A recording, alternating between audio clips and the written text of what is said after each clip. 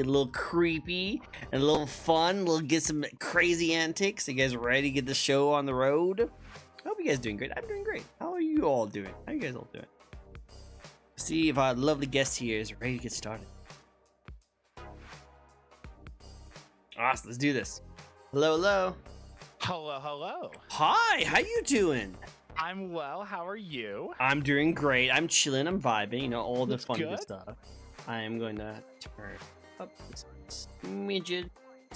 But other than that, how is the spooky of the clowns? How is the creepy of the clowns? How is the zaniest, wildest, and just lovable clown? We have haven't here. heard the word zaniest in a hot minute. What? Are you calling me old? I feel old now. Zany's not. That's not a word anymore. Is zany not a word anymore? Trust me. How do you think I feel? Oh no, I'm getting old. I'm getting old. 30 is knocking at my door, and I'm not looking forward to it. I can see now. It's just like, and then someone hands me a cane. I'm just like, no, don't go away. No, don't leave me. No, I'm still hip. I'm still cool.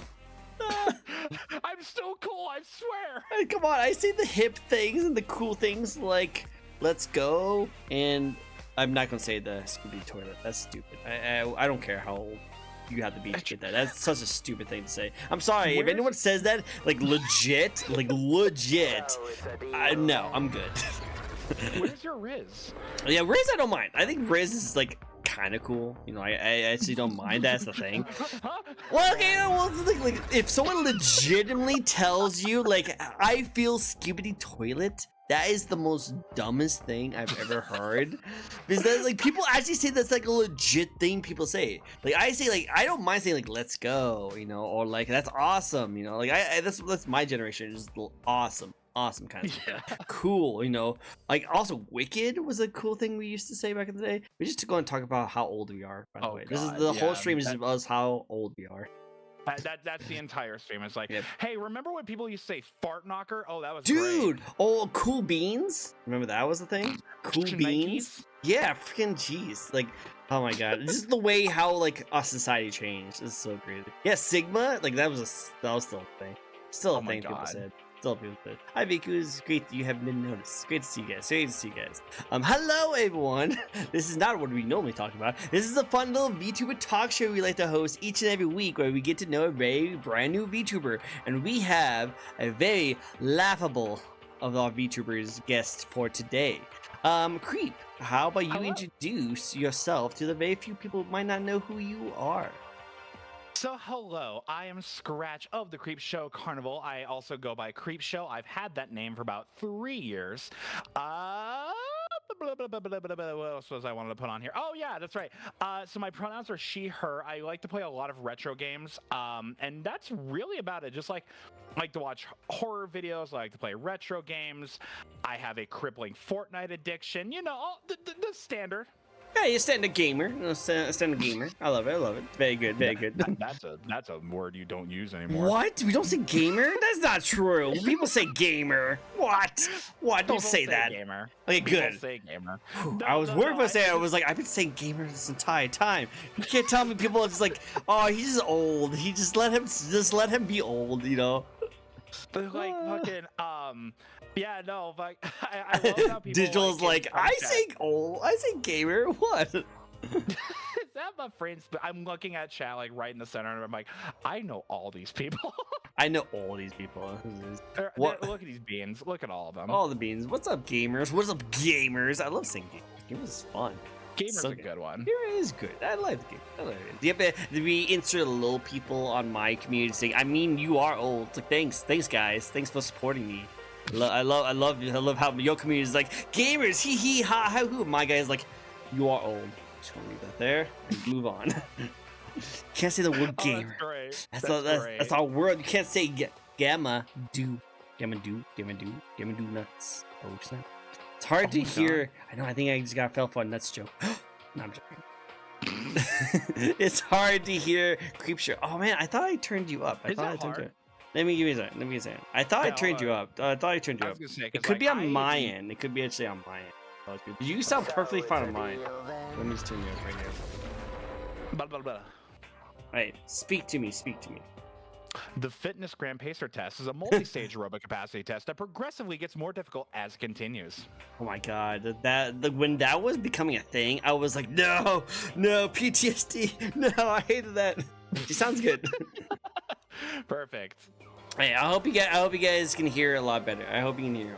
Awesome. Well, hello. This is a fun talk show that we like to host, where we'll be asking 15 questions to our lovely guest here. These questions are going to go into how they first got started, their model, some fun facts about them, and we're going to go on side tangents and just have some fun. So sit back, relax. It's going to be a good time. It's going to be a fun time. It's going to be fun. The only gamer that is most oppressed is Kiwami 2 fans. I don't even know who that is. Huh. Wait, what? I know, that's what it says. Like, the real Kayla just said the only gamer that's the most oppressed are Kiwawa 2 fans. Kiwami 2 fans. I don't know what Kiwami is. I want to look that up. Maybe I shouldn't look this up. Kayla, what are you doing? What are you doing? What are you guys doing? What's Kiwami? Kiwami is a ramen shop. Oh wait, no, is like Yakuza Kiwami too? You're talking about Yakuza? Oh, that's Yakuza? Right. Yeah, this is Kayla we're talking about. Kiwami means extreme. Oh, Kiwami is extreme? Holy frick, that's awesome. Yakuza Kiwami is awesome. It is awesome. It's cool. I was like, it's a ramen shop next to where I live. What the frick? I want ramen. That sounds great. Dude, I know. This ramen shop where I live, this is freaking sick. I love it. But I can't always afford it because house. Payments, you know how joy, mortgage. What's more important, ramen or mortgage? I know that's a difficult question. I have to ask myself each and every day. Like I get up in the morning, and I'm just like, ramen sounds really good right now, but I need to have a roof over my head and water. I need to live, but also ramen, I need food to live. Yeah, I need food to live, and why not just have ramen? Why not? That'd be perfect. But also, if you guys like to ask questions to a lovely guest right here, you can actually do that. You can ask any question you guys want. Also, we have a spin the wheel redeem you guys can hit, and a random question will pop up. I think I saw VQ do the spin, so we'll get to that very soon. But before I do all of that, Creep, how you doing?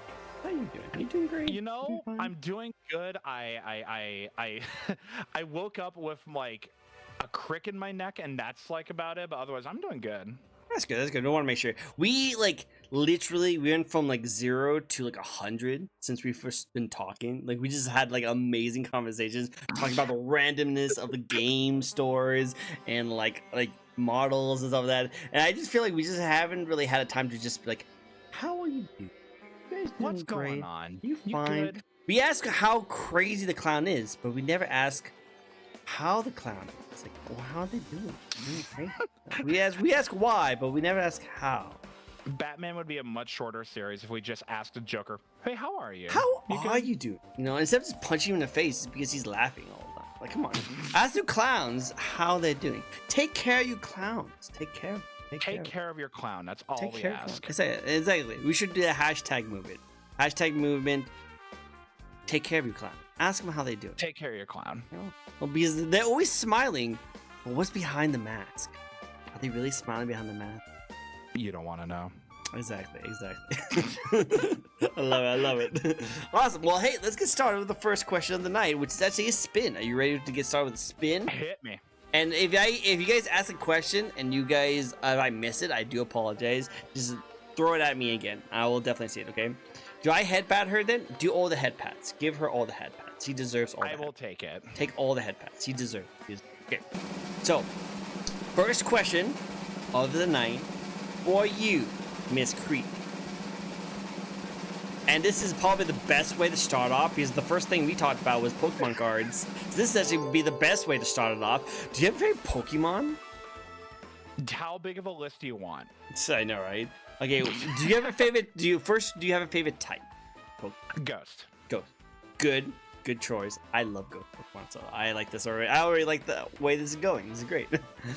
What's your favorite top 3 Ghost type Pokemon?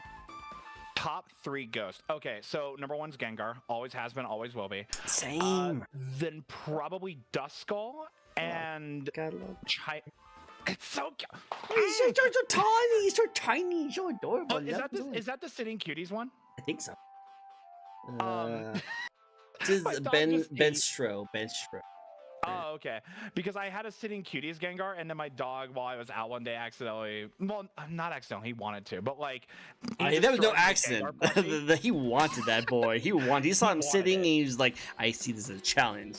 You approach me, and I see that like the meme I coming will out." eat you. Yep, exactly. That's exactly what happened. Well, I'm sorry for your loss. Very sorry. It's all good. So number 3 would probably be Chimecha. Chimecha. Okay, cool. I like it. I Very love good choice. Chimecha. Oh, go for it. I love it. Chimecha's adorable. Love it. Absolutely. It does not get enough love. We got a Chingling in Gen 4, and then after that, nothing. We need it. It was exactly. Such a shame. Yeah. My chat likes to make fun of me because instead of say exactly, I say exactly. Exactly. I don't know why. I just been saying this since I was a kid. I just always say exactly. And only until now, after I'm 30, are people saying, is exactly, right? I was like, it sounds weird to me. Is exactly. It's not egg. X. Exactly. It's like, I don't know. I just always been saying it. So now my chat likes to bully me now. If your chat's not bullying you, there's a problem. True, though. True, guys. Do you guys bully your favorite VTuber over here? Well, how do you bully? How do you bully the clown? How do you bully the clown? Is that why she has marks on her face? Chat, you better be honest. Be honest. I don't know.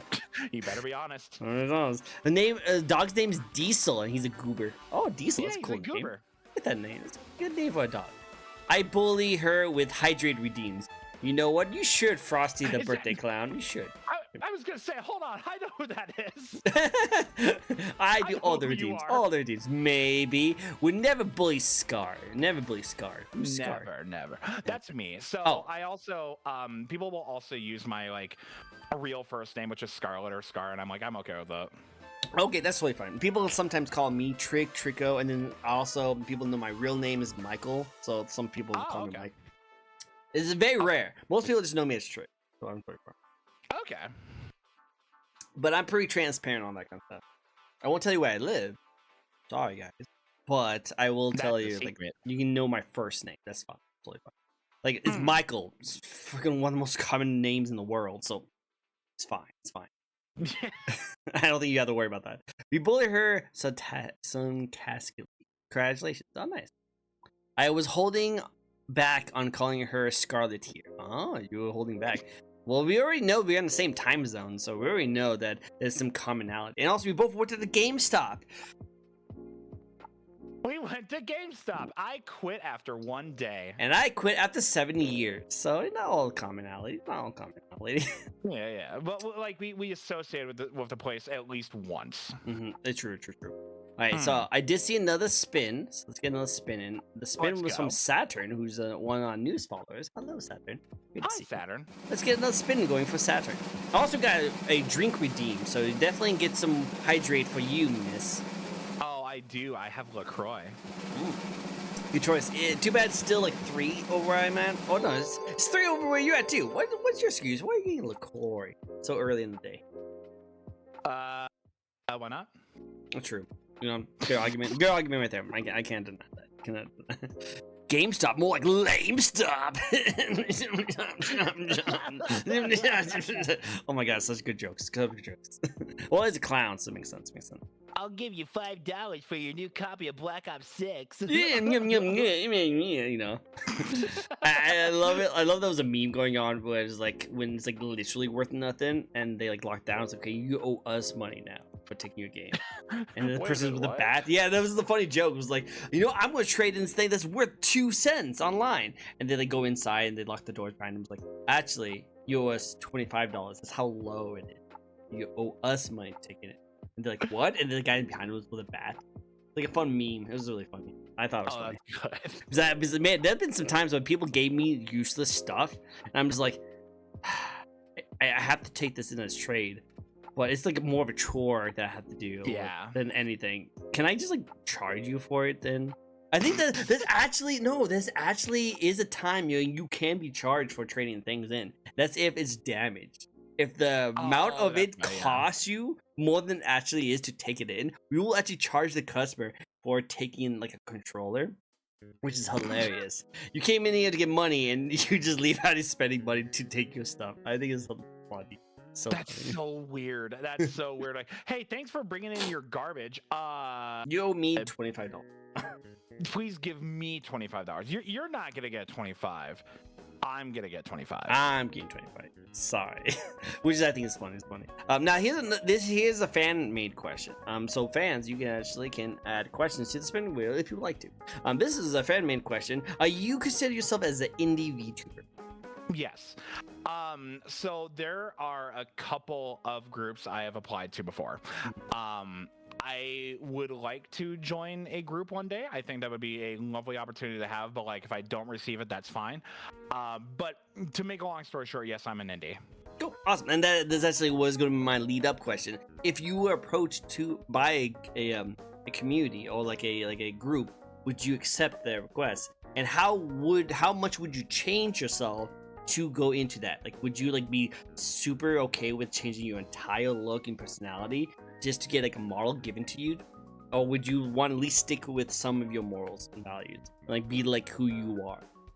So I would take the offer, but on the condition that like you're wanting me for me and you don't want like an idea of me. Like I would be cool if like piloting a completely different model, but in terms of like the person behind the model that you're getting, you have to like understand you're getting me for me. You're not getting like the idea of somebody else. So you're getting me or you're getting nothing. I love Frosty is like, screw the morals, get money. Yeah, get all the money. Yeah, he's all in. What are you talking about?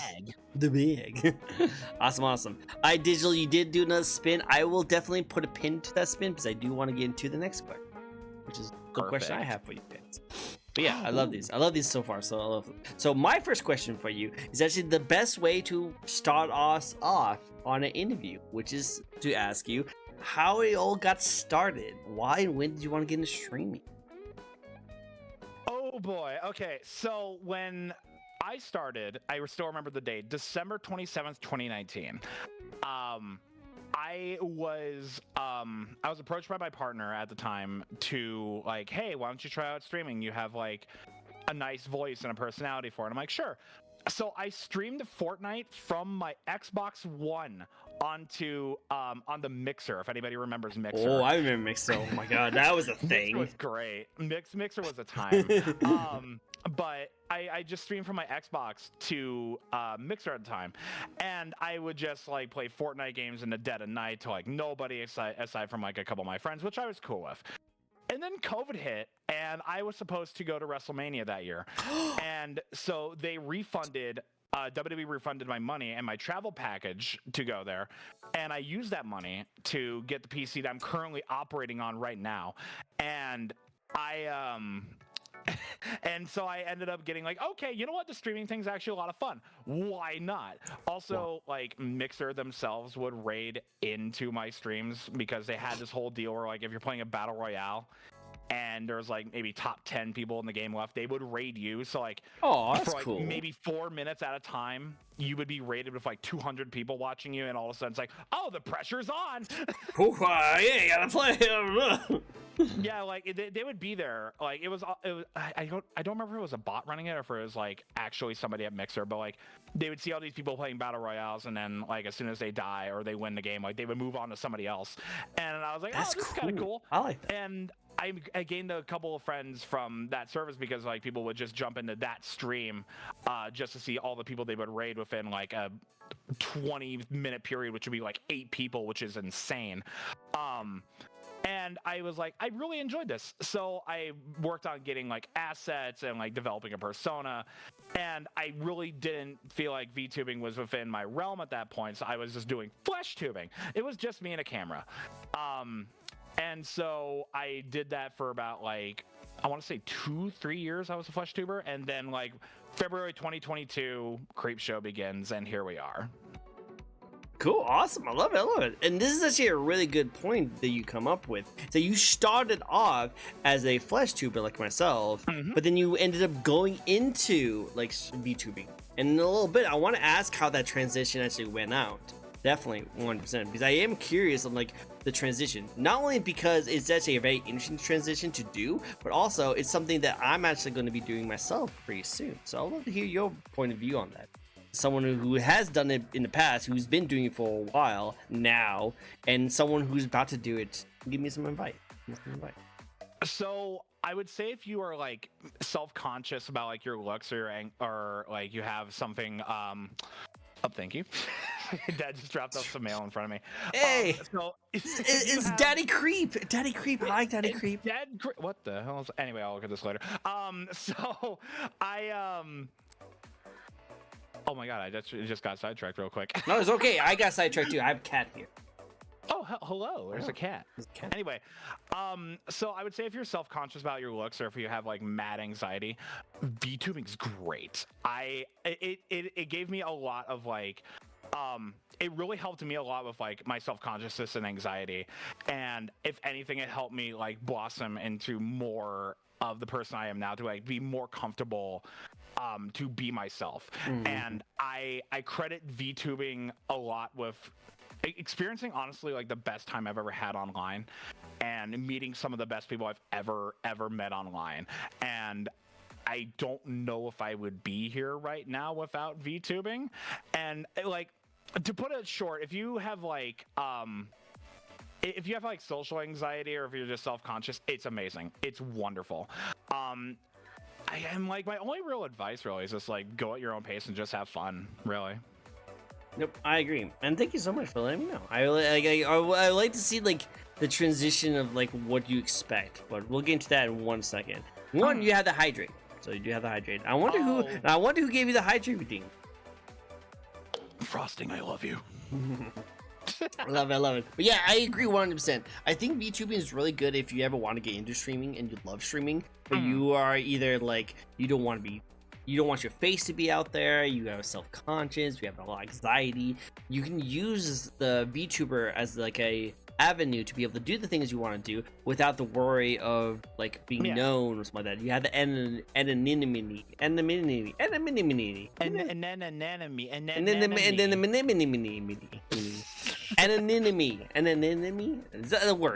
Words. Also, hi, thanks. Great to see you, buddy. Words. As someone with a borderline crippling social anxiety, yes, agreed, exactly. And that's why I actually love VTubing, is because it gives people a way to be able to do the things they want to do without the worry of having to deal with like social anxiety or being seen or having to worry about people looking at them a certain way. You know, they can do that, and I love that. I love that it gives more people like avenues to be able to do the things they like to do. But I think that's just really cool. And also the other thing, like if you like the idea of like role playing or playing a character and you do this, it's perfect. It's absolutely perfect. I remember growing up a ton where people would be like, "Oh, you should sign up for theater. You would be great at theater." I hated theater, but I love the idea of like playing a character or like wearing a disguise and stuff like that. I've always loved that. I've always been a big fan of doing that. I just don't like theater. Which I agree. That's kind of what I'm doing, is that I love the idea of VTubing. I love the puppet idea. I love playing as a character. And that's why I'm having so much fun with this upcoming character that'll be releasing very soon, because I get to have this kind of like persona that I could actually play off of and be really cool. I'm really happy about it. Also, just mentioning some of the other things. Oh my god, a clown? Are they killer clown or funny clown? What are you? Are you killer clown or funny clown? We run a carnival and creepy things happen. Yeah, so if death happens and people die and blood happens, not their fault. Things happen. Have you ever seen the movie Killer Clowns from Outer Space? There you go. So pretty much is that, you know. I'm not gonna be surrounded by cotton candy, hopefully. Don't push your luck. So let's not talk about the movie anymore. No more movie talk. No more. We remember mentioning cam streaming. Yes, she did do some camera streaming, which is great. I love it. Ayo is the creep gal. Is it? Yeah, well they said you're a gal. You are a gal. You're a lady. You're a lady clown. Yeah, true. And then, yeah, part of why I'm starting out streaming, and then as someone with anxiety, yes, this is good. I like it. Starting out PNG over cam streaming, yeah, if you want to start out as a PNG, that's definitely something I would highly recommend doing too. Because those PNGs are awesome too. I love the way that those actually come out. A little bit more affordable for people who want to get into streaming. Very good job. Very good reason. I will still use a PNG from time to time if I feel like it. Just like if I don't want to mess around with VTube Studio, or if like I'm just not feeling it, I'll just put on a PNG. It's great. I love it. Agreed. 100%. Poof is the PNG I plan on using. Do it. Go do the poof. Ooh. Do the poof. I love Do to see it. Do it. And I heard that Carnival is by Big Bill's Cars lot. Big Bill's Cars. No, Oh, we're not bringing Big Bill Hells over here. Oh, apparently there's a thing with Big Bill's car lot. Bill's. Do you remember the video Big Bill Hells? No, I don't know. Big Bill. Like the parody car commercial where like it starts with "Fuck you, Baltimore! If you're dumb enough to buy a new car this weekend." So that's a redeem on one of my streams, and it plays the whole fucking video. Oh no! Why would you do that? Why would you do that? It's my favorite YouTube video of all time. Oh, I see. Well, that's probably why. Yeah. I used to redeem on the channel all the time. I love it. That's great. I probably should do something like that too. What's my favorite video? I'm thinking about that thing. That's a good idea. Those are always like the hardest questions. Like, what's your favorite YouTube video? I've watched too much. I have watched too many YouTube videos. I have to look through my giant list of like stuff, and my favorites. I don't remember. That'd be a fun video like idea to do like on stream. Just go through all my liked videos and see if I actually still like them or not. Like, what the frick did I smoke for liking this video? What the frick? I'll sometimes like YouTube Shorts that I find because it's like something helpful that I'll need later, and then I never end up using it. Yep, there's this screen transition one I just liked, and I still have not been able to actually look for it yet. But it's something I really want to do. Me, who's been seeing YouTube since 2006, yes, I've been watching YouTube since it was first created. Like, this was like a long time ago. Also, I'm now talking about how old I am, so let's move on to the next question. So we actually have Digital who did a spin, so let's get another spin going for it. Forget what I was talking about before. Look at the pretty lights. Pretty lights. All right, next question. This is a little. Oh. Wait. Yep, this is a little controversial question for you. What favorite pizza topping do you like? Ooh, okay. So, spicy sausage, grilled chicken. I'm not the biggest fan of pepperoni. I do enjoy a little bit of jalapeno in there and some diced onions, and that's about it. Okay, that's not too bad. The jalapenos, onions are pretty good. At least you didn't put fruit on your pizza. That's all I'm happy about. I mean, I'm a clown, not a heretic. What do you want? Good. I'm saying my last interview I had, they actually do like pineapple on pizza. So I was like, what's going on? Why is this thing? Why? So I had to make sure. Honestly, if you like pineapple on pizza, like cool, true. Like, it's not a big deal. It's actually really interesting. I found out is that apparently if you here in America, a lot of people in America don't like pineapple on pizza. They really don't like it. For obvious reasons. But apparently outside of the United States, like in like Europe, Japan, Taiwan, China, they actually like pineapple on pizza. It tastes actually really good. It makes sense, yeah. It's like that. It counters the sweet with the savory, so it's really good. Which is really good. But also, I noticed there is a difference between the American pizza and outside United States pizza. Apparently, with outside, they cook the pineapple with the pizza. It was like it kind of becomes like more of like a dry pineapple. While in America, they put it on as a topping. They put it on afterward. Just still like super juicy. Don't bake it into the pizza. That's what they do. That's what they do. I'm saying. That's what I'm learning. I learned about this because I was like, oh, freaking pineapple pizza, and they're like, oh, I like pineapple pizza. That's good. Okay. That's fine. It's like for them, it's the same thing as like if some people like mushrooms on pizza. I don't like mushrooms on pizza, but some people just I can bang with that. Yeah. One. Hey, cool. Next question for you. Next question. And this is actually what leads to what I was talking about before about transitioning from a flesh tuber to a VTuber. And that is, throw bacon on anything is delicious, by the way. What do you like the most about being a VTuber gamer? VTuber gamer. God, those are words. They are words. VTuber and gamer is definitely the cool things to say now. The cool kids. I'm just gonna put that on my resume. Hi, VTuber gamer. What's your app? I'm not gonna tell you. Yeah. I'm a VTuber gamer. I think I totally deserve this job. By the way, if you don't know about me, Oh, what do you do for a living as a VTuber gamer? I'm a clown. I'm a clown. Honk. So what I like most about doing this is it gives me an avenue to share like the games I really enjoy, without like having that little voice in the back of my head saying like, just turn off the webcam. Nobody wants to look at me. Just turn that off. Like, I don't have to worry about that. I can focus on like just sharing a fun moment with chat while also still playing a persona that I genuinely enjoy. Which I like that. It's nice. It's nice to have that like relief that you don't have to like put on a look or put clothes on, so that you can just like plop your VTuber on there and just play. It's really cool. It's really nice. Exactly. And there's definitely some ties. Like we as humans understand facial features very clearly.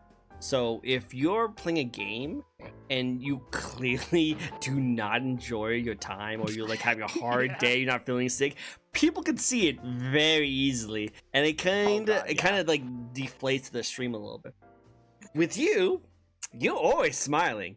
You have nothing to worry about, right? We can't tell how dead inside you are. You just smile. You smile.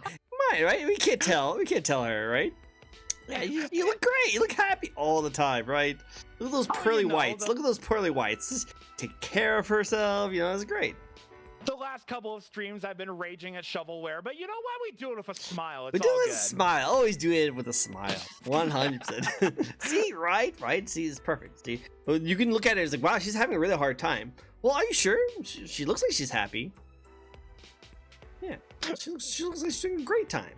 I've never seen a smile that wide before. She must be really enjoying it though. Absolutely. Exactly. Like I to tell you the truth, of all the people I've interviewed, I think she looks like the happiest guest I've ever had on my show. Look at her. She can't even like not even frown at all. No, she's just like. I feel like there's the whole like story of like if you smile like that, you're gonna face going to stuck you away. You know what people say. That's why I can't frown. Makes sense. That's why I can't frown. It's permanently broken this way. Broken. I love that little head tilt you do, like creepy, like you know. It's great. This is great. I love it too. And Thick, I do not listen to what they say. Thick is the liar of here. I'm not stinky. I took a shower after this. Before this, I took a shower before this. I worked out in the morning and then I took a shower, so I'm not stinky. I knew you would be here to call me stinky. I'm not. No, don't listen to Thick. Don't listen to Thick. He's weird. He's a weird guy. He has great emotes. He's really good emotes. Sure. What do you mean? What do you mean? Anytime anybody goes, yeah, don't listen to him, I might want to. No, you can smell me from here. You know, you smell like cotton candy, and also smell like blood a little bit. But I wasn't gonna question that. It's like cotton candy and pennies. It's okay. No big deal. Yeah. They're paying for the cotton candy with pennies. It's good. Yeah, is that the smell? Okay. Just want to make sure. I was going to question that, but also you told me not to mention the cotton candy part, so I wasn't going to say anything else. But at least I don't smell stinky. I smell fine. Isn't there like a new Axe body spray that's literally called Sneakers and Cookies? And I was like, oh my god, why? Sneakers and Cookies. Axe is still a thing? I thought that died when I was in high school. No. Still a thing? If you're a teenager right now in high school, don't do Axe. It's not good. It's not good. Don't fall for it. Don't fall for it. Girls won't be like humping up like little lampposts just because you sprayed it on there, okay? It does not work. Trust me, it does not work. Commercials are a lie. They're a lie. All liars. They're all liars. Till I still know a thing. God, what game is this song from? This song is from the music is playing in the background. You'll be listening to it would be Danganronpa. I'm a huge Danganronpa fan. Okay. Love Danganronpa. You actually see a little Monokuma right in the back corner here. Right there. Nice. Also, you be hearing some Persona music. So there's some Persona music from 3, 4, and 5. You will hear some Catherine music. You hear some Ace Attorney music. And some other random. I've never played Catherine, and I wanted to for you so long. You should. That'd be your jam. I feel like you would like that a lot. It has like a lot of more serious. It's a puzzle game, so just watch out for that. I do like puzzle games, yeah. Then you like it. Persona 5 music. Also, right now is playing some Yakuza music. So if you're the Yakuza fan over there, this is awesome. Yakuza. I like jammy songs. Yakuza will never escape me until I finally play it. Until I finally play it, it'll never leave me. It'll never leave you. You should play like the newer stuff and go down.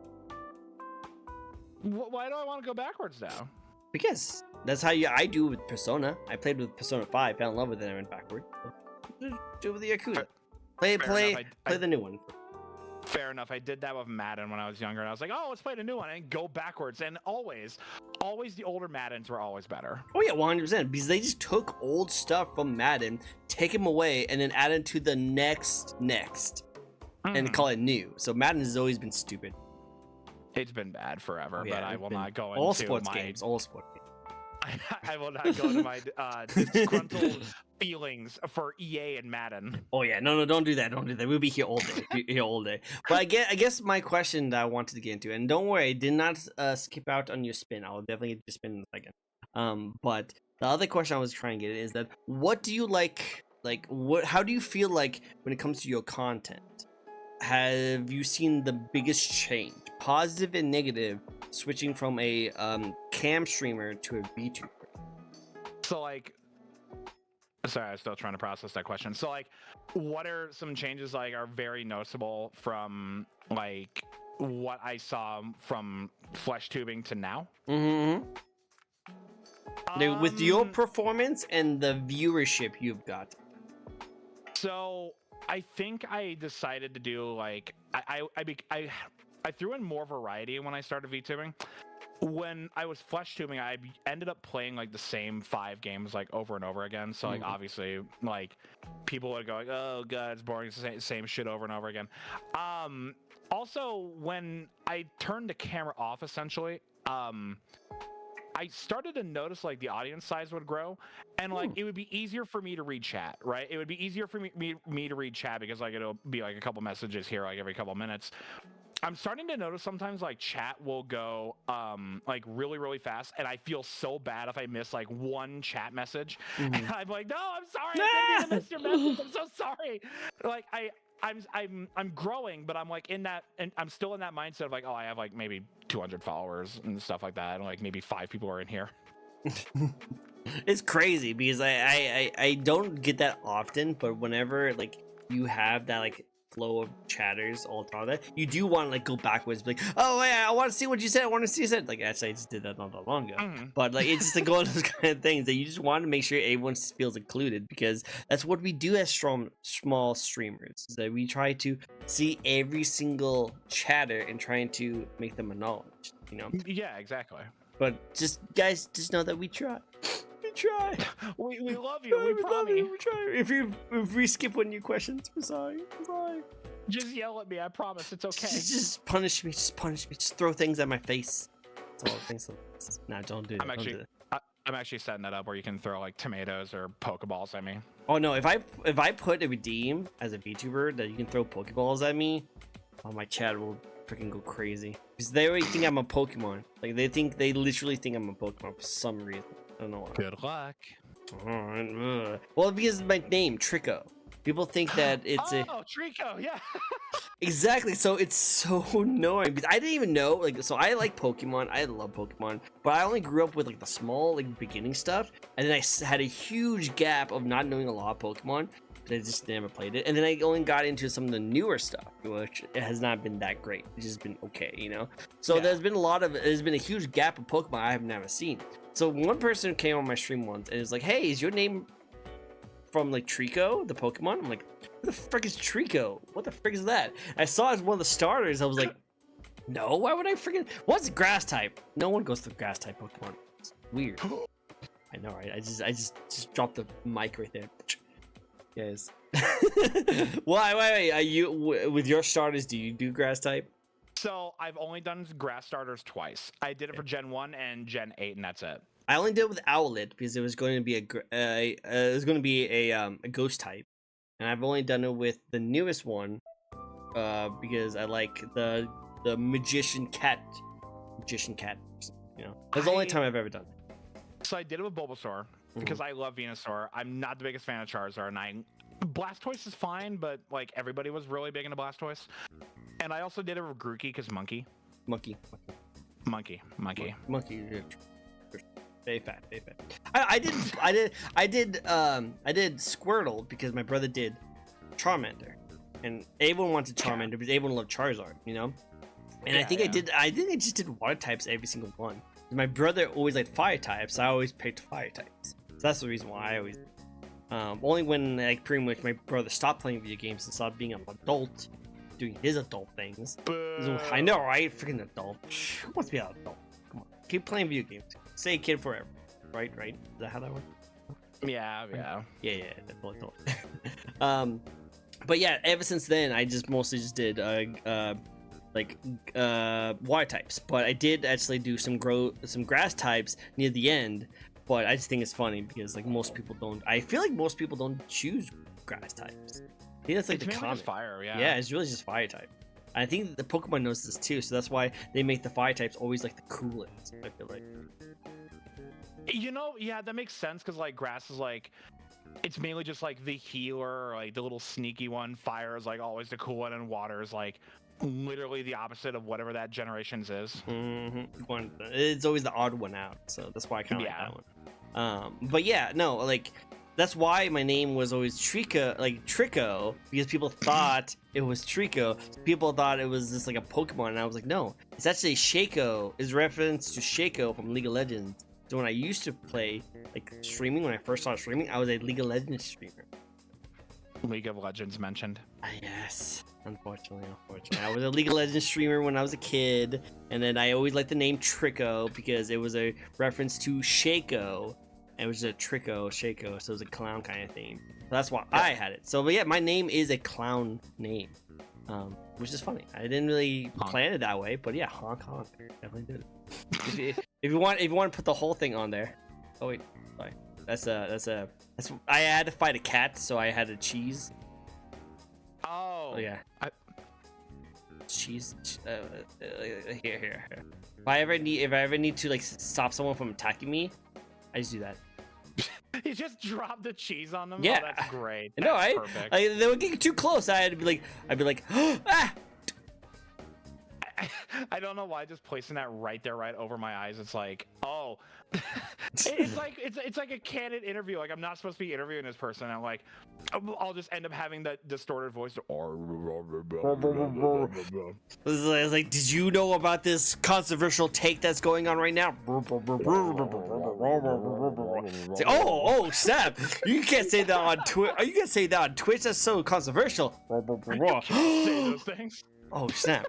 But no, what I meant to do. I gotta change that really quick. Where are you? What did I put? What? It's gone. What happened to my nose? I had a nose. Where did I put my nose? Where did I put my nose, guys? Where did I put the nose? Guys, where did I put the nose? Put the nose somewhere. What do you got? Distract chat from me. I need to find this notes. Yeah, I got you. Hold on a second. Why was I cheesed? Classified. Classified information. Cheese is a weapon that inflicts stun for a turn. Oh no, you're stunned. You're stunned. That's a good one. That's a really good one. Gen 2 and Gen 9 was the only time I didn't choose grass. Oh, okay. Good stuff, Punk. Good stuff. Weed cat. I love it. Okay. Wait. Shoot. Actually, I think I know what happened. What did you do? Okay, so what happened was that so there's a little behind the scenes for you guys, but I actually have my Vtuber model, and I'm kind of messing with it. And I haven't debuted it yet because it's not time yet to debut, because I'm still waiting for like some like assets and the art to be like commissioned, so I'm still waiting for those kinds of stuff to be made. But since then, I've been messing around with Vtuber Studios. I just learned that you could actually add items to like stick to your model, and one of them was the clown nose, but I kind of forgot where I put that. I should do that sometime. I just realized just put the red nose over mine. Just confuse the hell out of everybody. That's what I was gonna do. I was gonna put the red nose on you and then place on me. I was gonna be the bit. But no. Oh no, that was gonna be such a Darn cool it. bit too. Oh, well, I can't that's find it. okay. I have to look. It's all I good. looked through a whole bunch of stuff, so I'm gonna do that. Anyway, at least you'll just have this then. A little cheese on your face. That's good enough, right, you guys? It's good enough to have the cheese on her face. She's I'm gonna lactose eat intolerant, that. right? And she's not gonna eat the cheese, right? I can afford another slice. Oh, I I'm get. lactose intolerant. I'll still eat it anyway. Oh, don't eat that. I don't have enough money to afford another slice. Yeah. Everything's expensive. I choose water more than Jen's. True. Get all the water. Get all the raw water. Actually, we just got another water. Digital. Digital. From I think spooky. Yeah. He told me to call him spooky. So I apologize. I call you It's all spooky. good. It's all good. It's all good. Did we have a spin while I was looking away? I think we do have a spin, but we didn't get another one, right? I was gonna say, did I? Punk sent us. Oh, there we go. Cool. Hi Venom, it is me, or do this VTube give me the Slipknot vibe? Slipknot vibe? Do you have Slipknot vibe? Slipknot! I love Slipknot. They're my favorite band of all time. So like, yeah. I wonder, yeah. I will never beat the Slipknot allegations. Never have, never will. You know what? And I think you're totally fine with that. The little thing you told. And Adept Recon actually did another spin. So let's do 2 spins. 2 spins. Cool. Stare at it. Stare at the spin. Okay, so let's see. I think you do, as a nerd, I imagine you would have one of these. Now, you didn't mention this yet, since we've been talking, but I assume you do have a plethora of anime in your collection, even manga or anime DVDs. So I'm not the biggest anime fan, but like there's like maybe 4 or 5 that I really enjoy. Okay, which one? So I really enjoy Inuyasha. Good, I like that one. I enjoy Naruto. I enjoy Death Note. You would like that. Lupin the Third is really good. Oh god, what was the other one that I really enjoyed? Obviously, your favorite anime is Centaur World. Centaur World? Yes, Sally, that is indeed an anime. Oh god. Also, I love all the like side note. I want you actually finish what you thought because I don't want to derail your mind. No, you're good. Oh, Shin-Chan. There we go. Oh, I watched that when I was a kid too. That was weird. That was a weird show. That was a weird show. I like really weird anime. Like you should watch Loveable then. Oh my god, I hated Boba. If you like weird stuff, that's a freaking weird thing. Oh my god. My only memory of Bobo that I really have is I was vacationing with my family in like a snowy mountain cabin, and it was snowing that night. I got up at like 11 because I needed water, and I left the TV on in the living room, and it was playing Toonami, and Bobo was on. I sat down and watched for like 5 minutes. I went, I'm good. I don't need this. Yeah, it's like there's some elements that you kind of like. Okay, this is kind of cool, and then they just do something stupid. I'm like, okay, never mind. Yeah. What about Nana? What about anime Nana? And what about Dandadan? And what about Elongalia? That's what everyone's asking. So I've only heard about Dandadan for like the last 3 weeks. Even Gellian I do enjoy, but it's not like within like my top 5 or 10 or anything. Like it's fine. No, it's fine. Like that's why I'm kind of in the same boat as all those two. It's like it's fine. I like Dandadan just because it has a good like song. I like the song, and it's the new hit seasonal anime. So I'm watching it, and it's good. Like there's always going to be that the season hit that's always good to watch. You know, is the ones that like the season come out and there's a whole bunch of hits that a lot of people are looking forward to. This season is just really just Dandadan. I don't think there's really any other ones really that big. You know, but yeah, no, I like it. I like it a lot. Apparently, Spooky likes Bobo. So I also read chat and Punkajin brought up Nana. Nana's really good. I should have put Nana in there. I really enjoy Nana. Nana's good. I agree on that. Very true. Cool. I feel like round 2. Let's go. But yeah, I like that you like a little bit of anime. Just a little sprinkle of anime. Yeah, a little bit here and there. I'm mainly a Western animation fan. Makes sense. Are you a coffee drinker or a tea drinker? Oh, here's where I lose some friends and some fans. Let's Oh, go. oh no. So But the viewership just drops. it immediately just drops. I much prefer tea. I will never understand how people enjoy coffee. I will never understand. Ooh. You know what? Like- It's kind of the normality of coffee. Yeah. Yeah. It's like continue. Didn't mean No, to no, interrupt. you're good. You're good. You're good. So like, even if it's light roast, if it's dark roast, I do not care how much creamer or sugar you put in there. That is disgusting. I cannot take coffee. I'm kind of the same way. Like when I first started out, the only reason why I got into coffee was because like that was like the cultural norm is to get in coffee. So I kind of like forced Yeah. myself to like coffee by putting a whole bunch of sugar and nastiness into a blurrier the extreme like collab, but you'd be fine. We're fine. Yeah, it's fine. Look, she's back. I'm alive in Yeah. Walmart quality too. Walmart quality is the best quality, right? Right, guys, it's the best quality. We don't need that ultra HD 4K quality. We can handle this, right? I will tell you, I had a quick little heart attack there because like I was in a collab about 3 weeks ago with a friend playing Fortnite, and my PC just crashed. It was done. It didn't not want to do this anymore, and I was like, no, not again. No. Wait. Thanks for the lurk, Steve. It's crazy to see you. Giraffe Stev, what's up, buddy? Grab for Steve. Is it He's Steph? so good. It's Stev, yeah. Steph. Stev's great. He's good.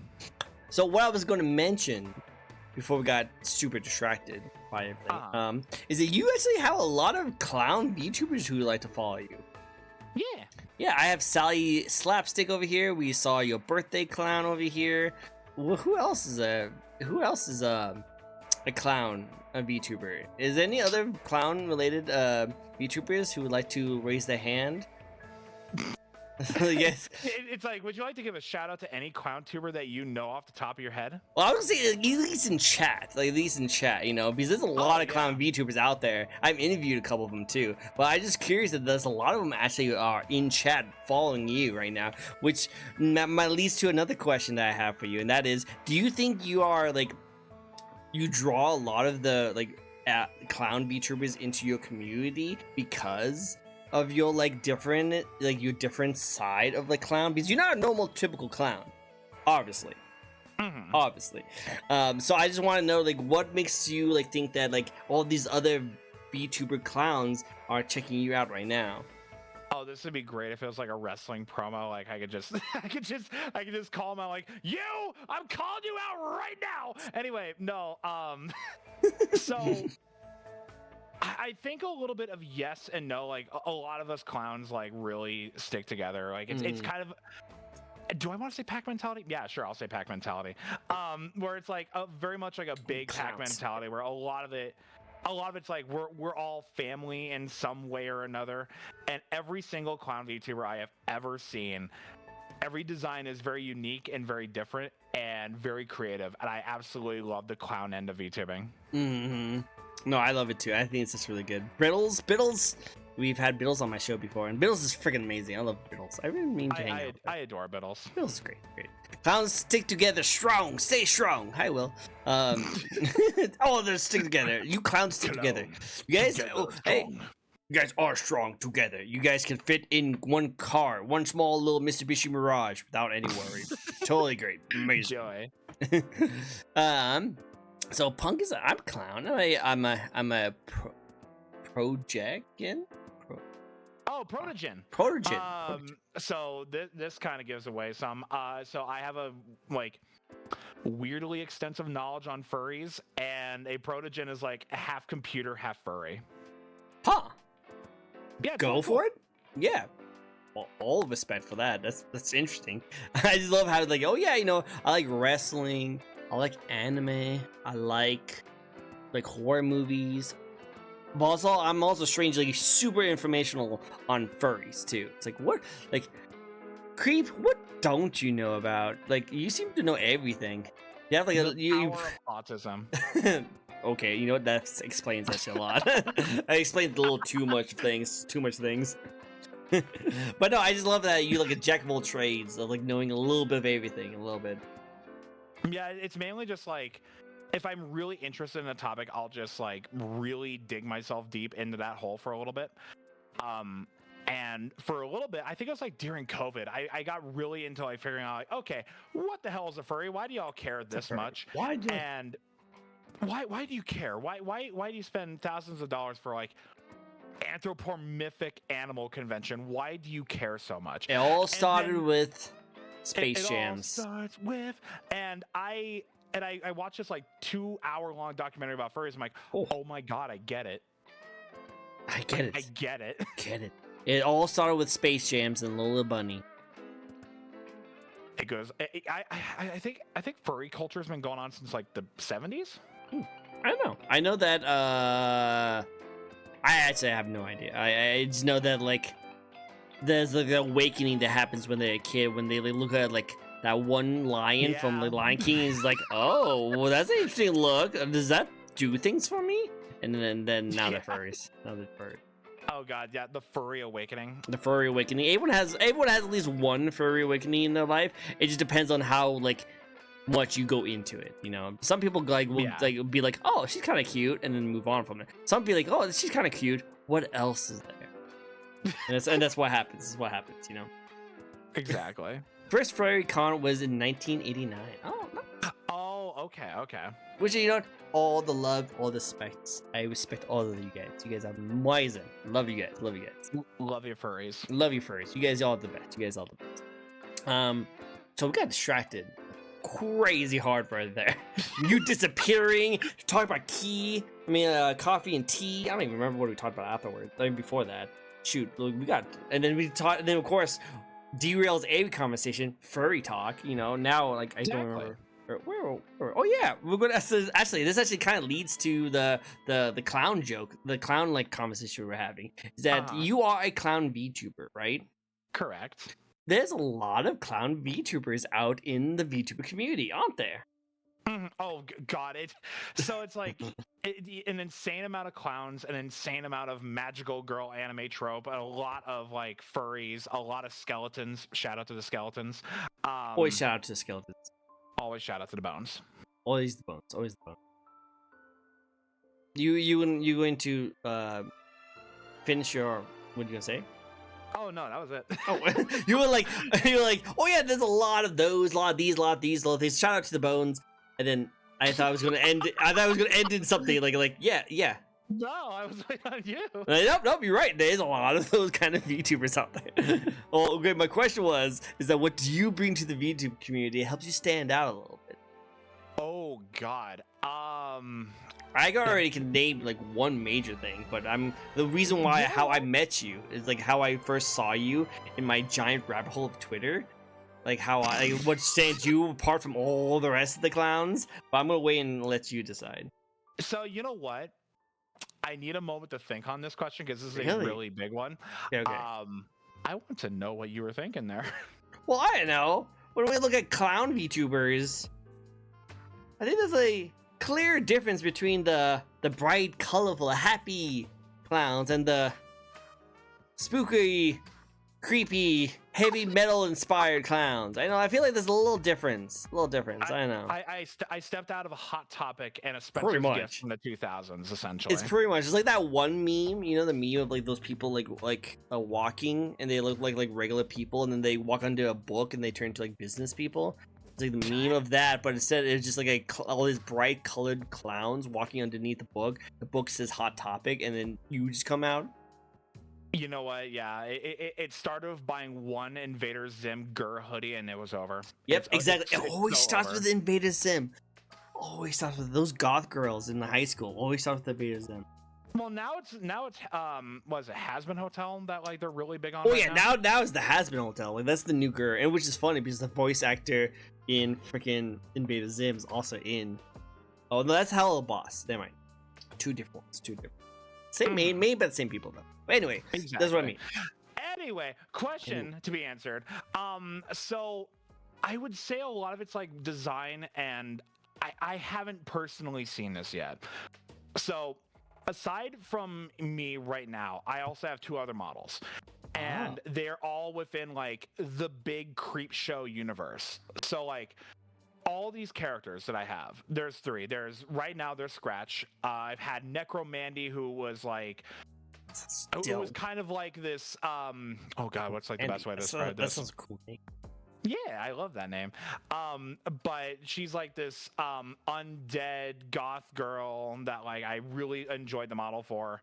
And then my very first model, who was like a old porcelain doll named Lizzie. That's cool. And all of them, all the personality traits in these characters, all combine to essentially be an element of myself IRL. Okay, I like that. So it's all combined. Yeah, it's like the 3 faces of Creepshoaux, essentially. Mm-hmm. I like that a lot. That's actually really cool. I like that all different kinds of personality. I will say this though, Frosty just said something that's actually very right, and now that leads really closely to what you just said. So I'm actually really curious. So what they said is that there are 3 types of clowns: silly, spooky, and saucy. And that everyone got over it. Yes, which I can totally see that. I can definitely see that. So now, with that said, which one are you? Oh God. Obviously, probably just more scary than the other. Like, funny's definitely there, but like, I've always been under the firm belief that comedy is very like subjective. So like, what I find funny or like the kind of comedy I bring to the table may not necessarily be funny to you, but like, if it makes other people happy, other people laugh, then it's like, okay, there's something there. All right, it makes sense. I like that. Yeah, Hello Boston has been on both the same people. I agree. Scar has always been those creepy yet cool vibe. Very cool. You're very cool. Do you hear that? You're very cool. Thank you. Is that my friend Polo? Hello. Yeah, it's Polo's. Hi, Polo. Wait, does that mean Creepshow is like Mankind, Cactus Jack, Dude Love, and the lore drop? Wait, she's always been into wrestling too. And Mankind also has a mask too. So that's the other thing. I'm really big into professional wrestling, and 2 of my most favorite wrestlers ever were Mankind and Bray Wyatt, who both had very similar elements to their character. And I'm like, yes, I love this. I want to make a big love letter to both of them. That's cool. I like that too. Oh, you also have the hydrate, by the way. Oh, LaCroix. I am almost out of you, but okay, cool. But no, I grew up loving wrestling too. I actually was a pro wrestler.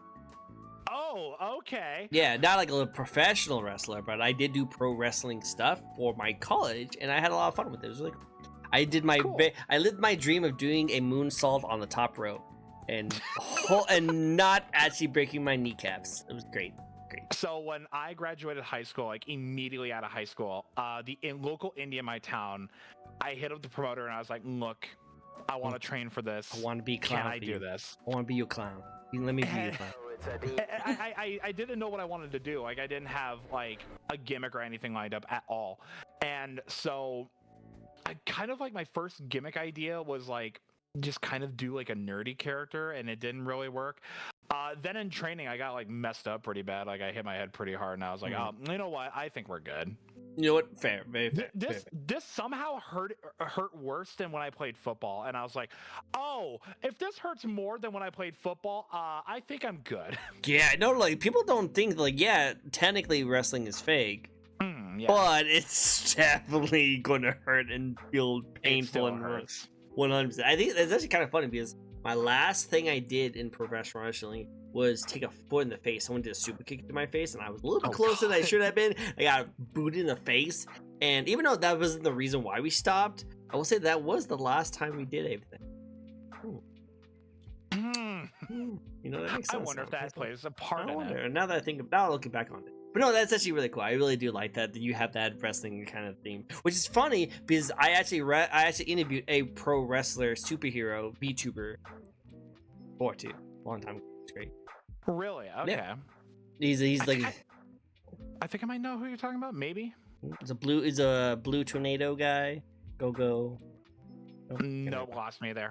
Nope. Yeah, he's a go tornado. I think his name is. Oh, that's cool. Yeah, he's really awesome. I haven't talked to him in a while, but he's a really cool person. Really cool. He also likes wrestling too, and he actually does pro wrestling too on the side. Oh, so nice. I've been meaning to like kind of bring all my wrestling fan VTubers together to do a collab where we just play all our favorite wrestling video game. Oh, that's that'd all be I want to cool. do. I would love that Because I have like I still strongly think that Raw 2 on the original Xbox is the best wrestling game ever made. Oh, okay. Okay. I'm just saying. I see your Raw 2, and I counter you with WrestleMania 19 on the GameCube. That's a good one too. Don't get me wrong. That's a good one too. But the reason why I love Raw 2 is because it actually feels like you actually are a wrestler in the WWE. Like while all the rest one has like super scripted like storylines, which like would happen, but also not really possible. Like at least with like Raw 2, you actually have a schedule as live. And people will interact live. It's kind of like an AI was built before AI was a thing, because like, depending on like where you slot your character into it, it will change the like who you rival with, who you get relationships with, who you end up getting like leadership against. You know, you can actually the actual algorithm itself in the game will actually change and modify the game with you in it, and it kind of feels like you're already like in the wrestling thing for you. That's so cool. I It's never really got cool. to play any of the Raw games on the Xbox. I would love to. I want to show it to you guys because I think it's a very underrated wrestling game that not many people know about, but to see like that like algorithm play is so cool because it actually feels like you actually are like, it feels like there's a manager, like you know how there's manager mode in a lot of the wrestling games. It's like there's a manager mode being made for you, like without you putting into it, but you can't add yourself into it and like change things. So it's it's a combination of regular wrestling and manager mode put together. That's so cool. I love that. It's really cool. I'll show you one day. Whenever I get time to set that up, I'll definitely reach you out. Heck yeah. Going back to what I was saying before, I bet old school wrestling, my favorite wrestling is WWF Warzone from the Nintendo 64. That's a good one too. Dude, I love the wrestling game. The wrestling games are great. I think 2K20, that shit's awful. Oh no, any of the newer wrestling games, again, because it's freaking 2K. Is it 2K? Yeah, it's 2K. Yeah, 2K is just, they're doing the same thing they're doing with like freaking Madden and NBA, and they're now putting it in wrestling. Sucks, but whatever. Not much you can do about that. I don't need a WWE Ultimate Team. I don't need it. They do. They have a freaking card system, and they forced me into it. Like I was just trying out the new wrestling game just because it was free on like PlayStation, and I accidentally said yes to go check out the cards. I didn't mean to, and it locked me into like pulling for like cards, and like I do not care about any of this. Let me just play the game. And it just forced me to like know all about the card system and all this stuff. It was so dumb. I literally exited out and just like cut it off and then went back into it. So dumb. Yeah. Gotta go pick up dinner. I'll see you later, Sally. Slapstick. Later, Sally. I'll talk to you later. Like it later. Alright, let's do some spins. Let's do it. I think we have two. We have 2 spins. Okay. I know Will did one. Oh wait, no, we only have one. Cool. Awesome. Alright, favorite joke. Oh God. Do you have a favorite joke? You must have a favorite joke. Come on. Like it's literally in your nature. I don't. How do you not know a joke? It's literally. I don't have one. You're a cloud. How do you not have a joke? I'm sorry, I don't have one. You need to have one like on the spot. And then always have one. Oh no. With the yearly nonsense of perfect the games already. They're not gonna perfect the games. Companies will never perfect anything, and that's because, and we talked about this before stream, is because they always have shareholders to please. And because they cannot aim for perfection, because they have to improve each and every year. And they can't prove on perfection, so they are purposely leaving things out every single year so they can add it on to the new one later, so they can show to their sponsors and their shareholders that look, we're improving. So it removes the whole perfection on there because they purposely remove things so they can have something to improve on for the next go around. And they do that with companies as well too.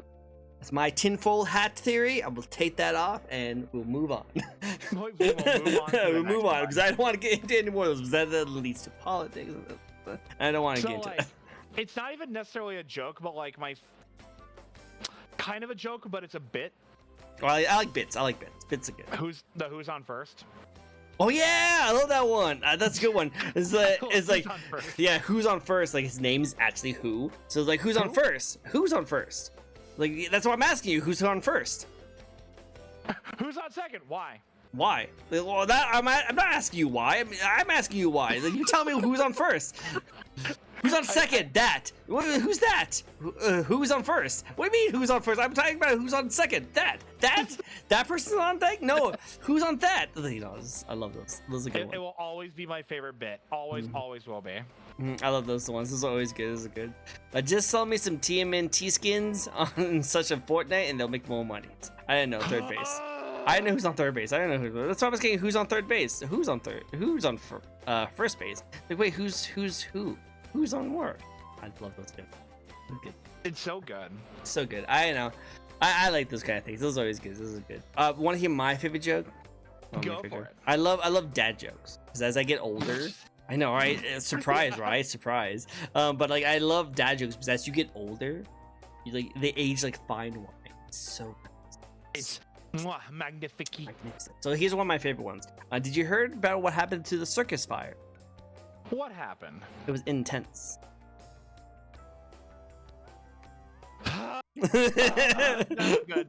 I know, I love it so much. It's so great.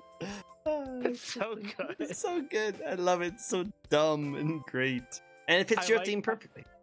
I like when chat will like slip a dad joke into like a serious question they're trying to ask you. It's like, no, stop it. Stop it. You're like, I want to get a serious discussion. We don't need to talk about like me getting over stairs. We don't need to do that. We don't need to do that.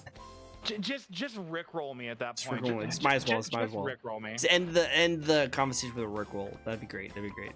Oh yeah. For me, when it comes to comedy, I always look to Colin, Mockery, and Robert Williams. I love Robert Williams. He's great. Oh, those are good. Those are good. And we'll see you back, Polo, after you take care of your dogs.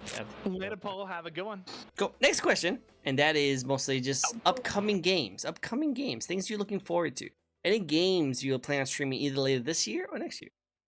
You know what's funny? So like anything that's new, I haven't really been too invested in anything new in a very long time. Like a lot of what I really enjoy are like more retro stuff that I never got a chance to play. I would say if there's any new game that's going to be coming out that I really want to play is that rubber hose Doom shooter. I remember seeing that. Like that looks so much on Biddle's like radar. Oh, yeah. Exactly. I remember seeing the trailer on Twitter. I immediately DM'd Biddles. I was like, "You need to play this." Yeah. Like Biddles. That was made for Biddles. Biddles. I still remember Biddles pulled out a gun multiple times at my face. Like this is made for him. Then made for them. That's just Biddles. That's just Biddles. Da da da da. I just see that be like a little call sign. Oh, that's just Biddles. It's Biddles being Biddles. That's just Biddles aims a yeehaw ass gun right in your face. Yeah. Oh, that's just Biddles. Oh, that's just Biddles, you know. And then like cuts to the scene and it's like, hey, and like oh snap, and then in the background you just hear a gunshot. It's like boom. Yeah, and then it just goes to like the next scene is just Biddles like on a ship or something like that. You know, we don't talk about that. Yeah. Talk about what happened last part. Man, see, we're coming up with so much good content ideas. Biddles, we need to hang out again. We need to talk to you. I have so many ideas for you. Here, let me pitch you some ideas, boss. I got you. Boss, let me get you some ideas. I got you some ideas. Let me go hook you up. I got some clowns here. We got some ideas. We all go in a car together. It'd be great. It'd be amazing. But anyway, yeah, not really looking forward to any games. Like, I just like playing old stuff I never got a chance to. Sure, I'll spoil this because a good chunk of my chat's in here. I'm planning on playing Beautiful Joe for the first time next week. Ooh, that's a good one. I like that. Okay. Oh, hopefully we get like a remaster for Beautiful Joe. That's old school stuff, right? Yeah. Oh my God, 2004 being old school. Hell! Trust me. Freaking, my heart like sank into my chest when I saw a little kid pick up a Game Boy Color and tapped on the screen. It was like, oh no, not every touch screen, or not every screen's a touch screen. Game Boys didn't have that. They have buttons. Honestly, okay, so really quick, justified reaction from this kid. When I was working at the game shop, we had a TurboGrafx 64 for sale. And like little kid around their parents that swore all the time, looked at the TurboGrafx 16 and went, "What the fuck is this?" And like I covered my mouth so hard because I'm like, I do not need to laugh this loud right now. I do not need to.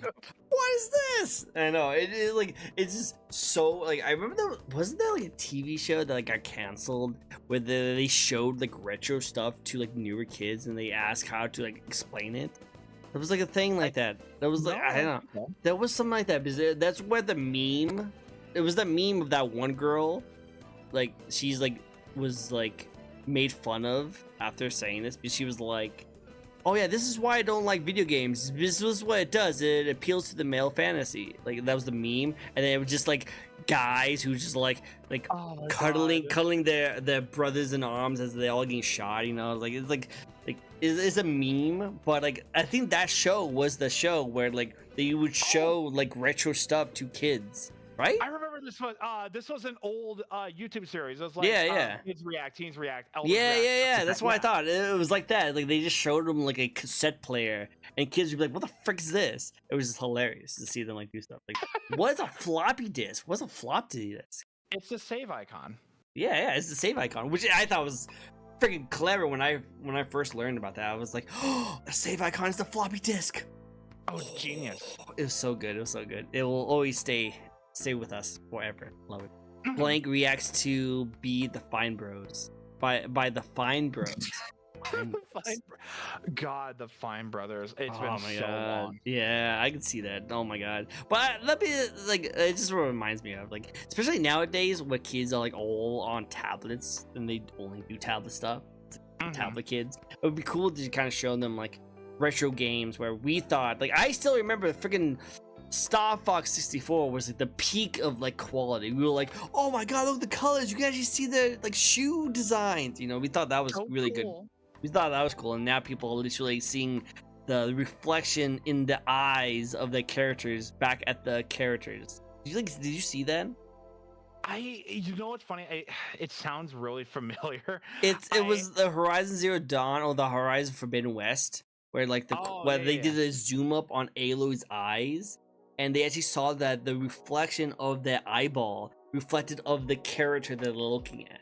That's how realistic it was. It's so freaky. It's so freaky to see how far like technology goes. For graphic gaming has gone.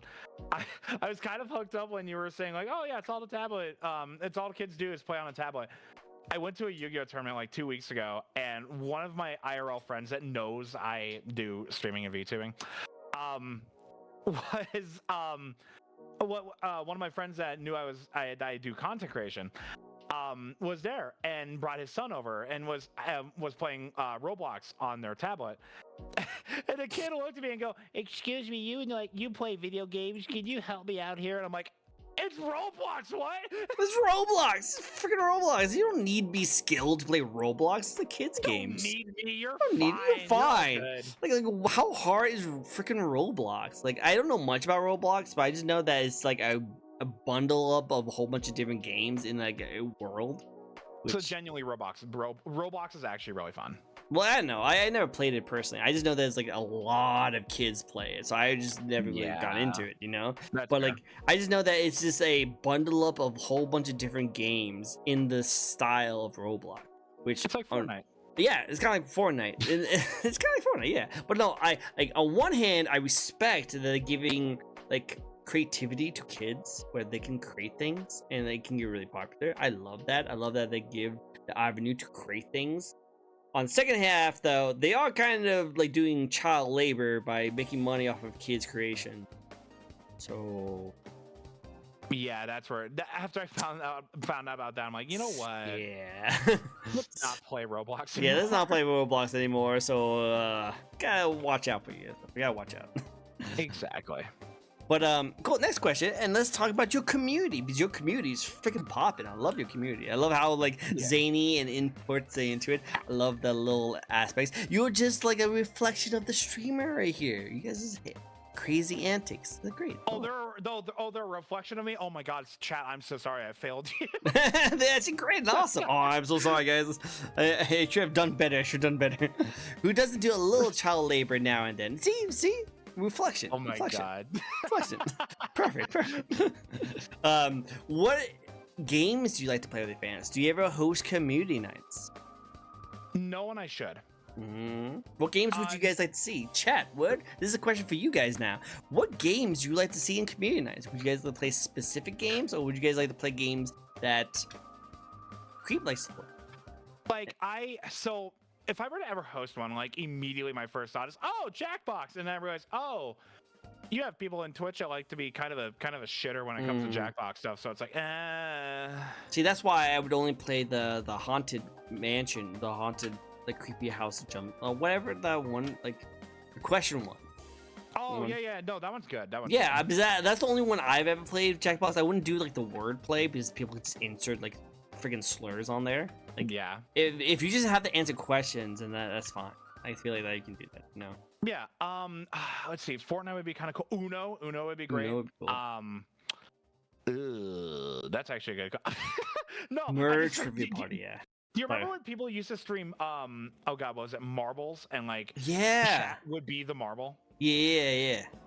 Oh my God, that'd be kind of cool. I've done that before. It's so easy because I think it's free. You can just just do that, and I did that once. I think I was waiting for something. Yeah, I was waiting for like the Nintendo Direct or something like that. So we just did that while we wait, and it was fun. I only had like 3 people with me, but it was fun. It was great. It's really fun to have like a lot of people there, like hundreds of people. It's so crazy to see people's names fly out. It's so cool. Oh, it'd be awesome. I remember back on Mixer, I used to have an old friend who now just blew up on TikTok and doesn't talk to me anymore. Oh. But he used to do marble streams to like give away V-Bucks and stuff like that. I would look at like all the names flying down a track and went, oh, that sounds intense and scary. Oh no. Yeah, no, it's really intense, especially. But I will say this: there's some really creative, crazy looking like tracks that alone just looks fun. You know, like I would say that like just the thought of you being a marble going down a track is crazy. Just imagine the kind of tracks they have. They have some insane, crazy ones. Like you have to do your marble has to dodge a black hole, or else you get sucked away. It's crazy. You can get some really cool ones. That'd be pretty cool. Oh, yeah, I just saw in chat, Golf with Friends would be great. That's a good one too. That's a fun one. That's a definitely really fun one. I played Golf with Friends. That'd be cool. Hey guys, write these down because next time you guys are setting up for a community night, maybe those are games you guys should play. Just yell at me, chat. I got you. Just yell at me. Cool.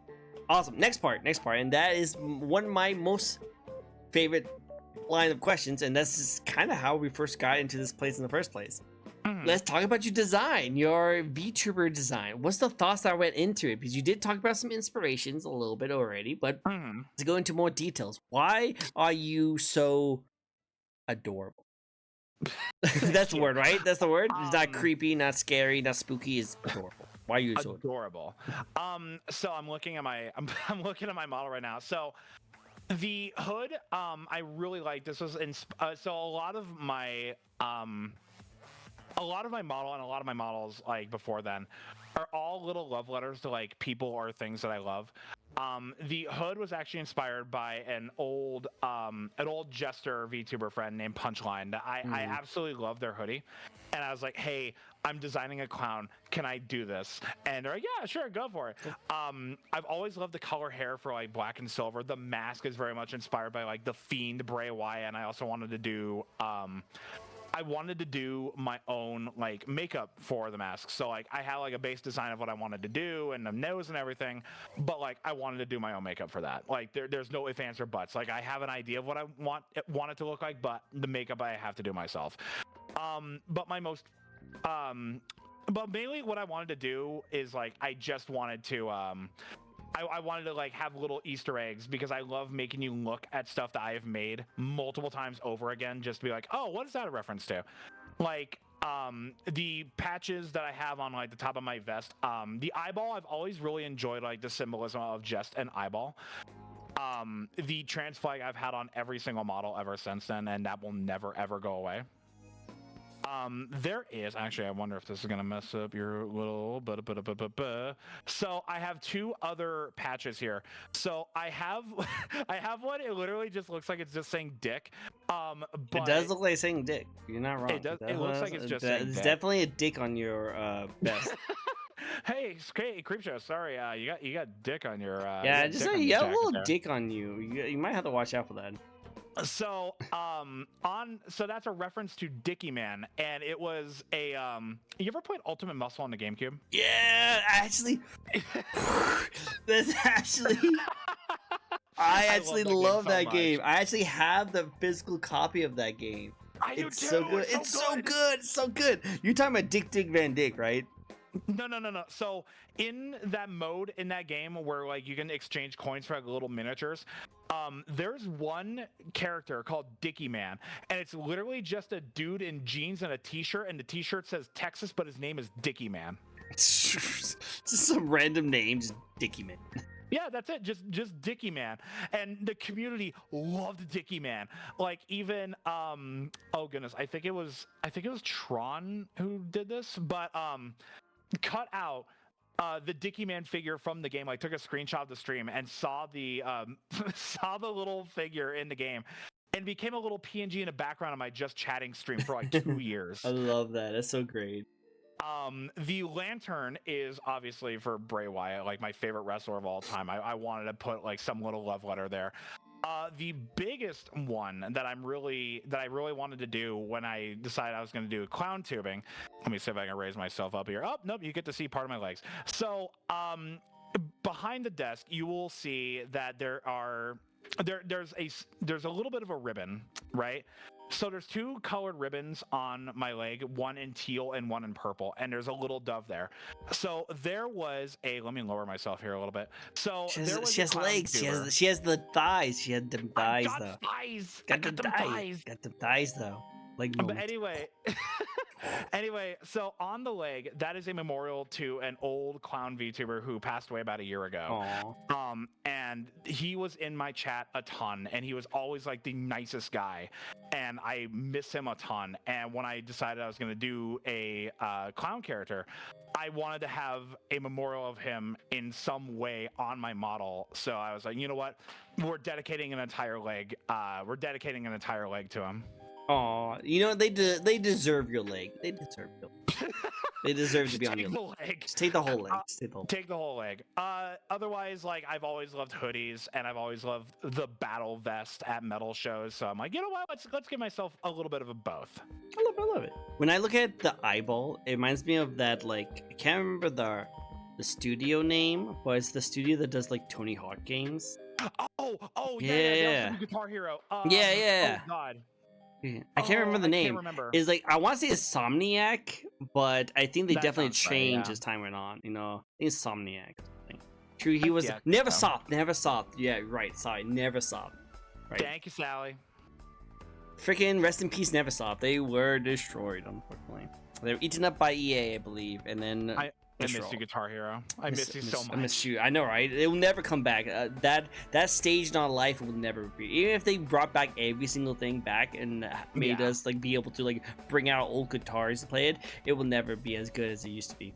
It was just a product of the late 2000s. And it was like, so that's okay. cool back in the day. It was so perfect. I still remember like going after school, just going into a random room and just playing Guitar Hero with a whole bunch of band nerds. It was great. I loved it so much. Oh, that'd be great. Yeah, oh, it's so great. All my homies. People come over to the house to play Guitar Hero. It was literally just me. Oh yeah, no ones. And I also agree with you, Sally. Friggin' FEA and everything they do. They friggin' suck. Yeah, I don't like you, EA. I don't. We don't like EA. We don't like really anything. Unfortunately, I still like BioWare, and I still like Mass Effect and like Dragon Age and like Battlefront. Oh, Battlefield. Yeah, Battlefield. Not Battlefront. We don't care about Battlefront. Battlefield. And unfortunately, they still hold him hostage. Haven't let them go yet. They're still like changing the game. So I'm still a diehard fan. So like I'm going to watch what they do. But that's how I feel about Blizzard. Like I know Blizzard is dog shit, but I'm like, God damn it, I still like Overwatch and WoW. Come on. I was like, come on, guys, just kind of be less greedy. Can you stop being shit? Just be a little bit. Just come on. Just can you make one thing that's okay for me? Nope. Okay. Well, I guess I'll just buy this small thing. Try not to support you too much. Okay. Yeah. Yep, nope, I totally agree. I totally agree with that.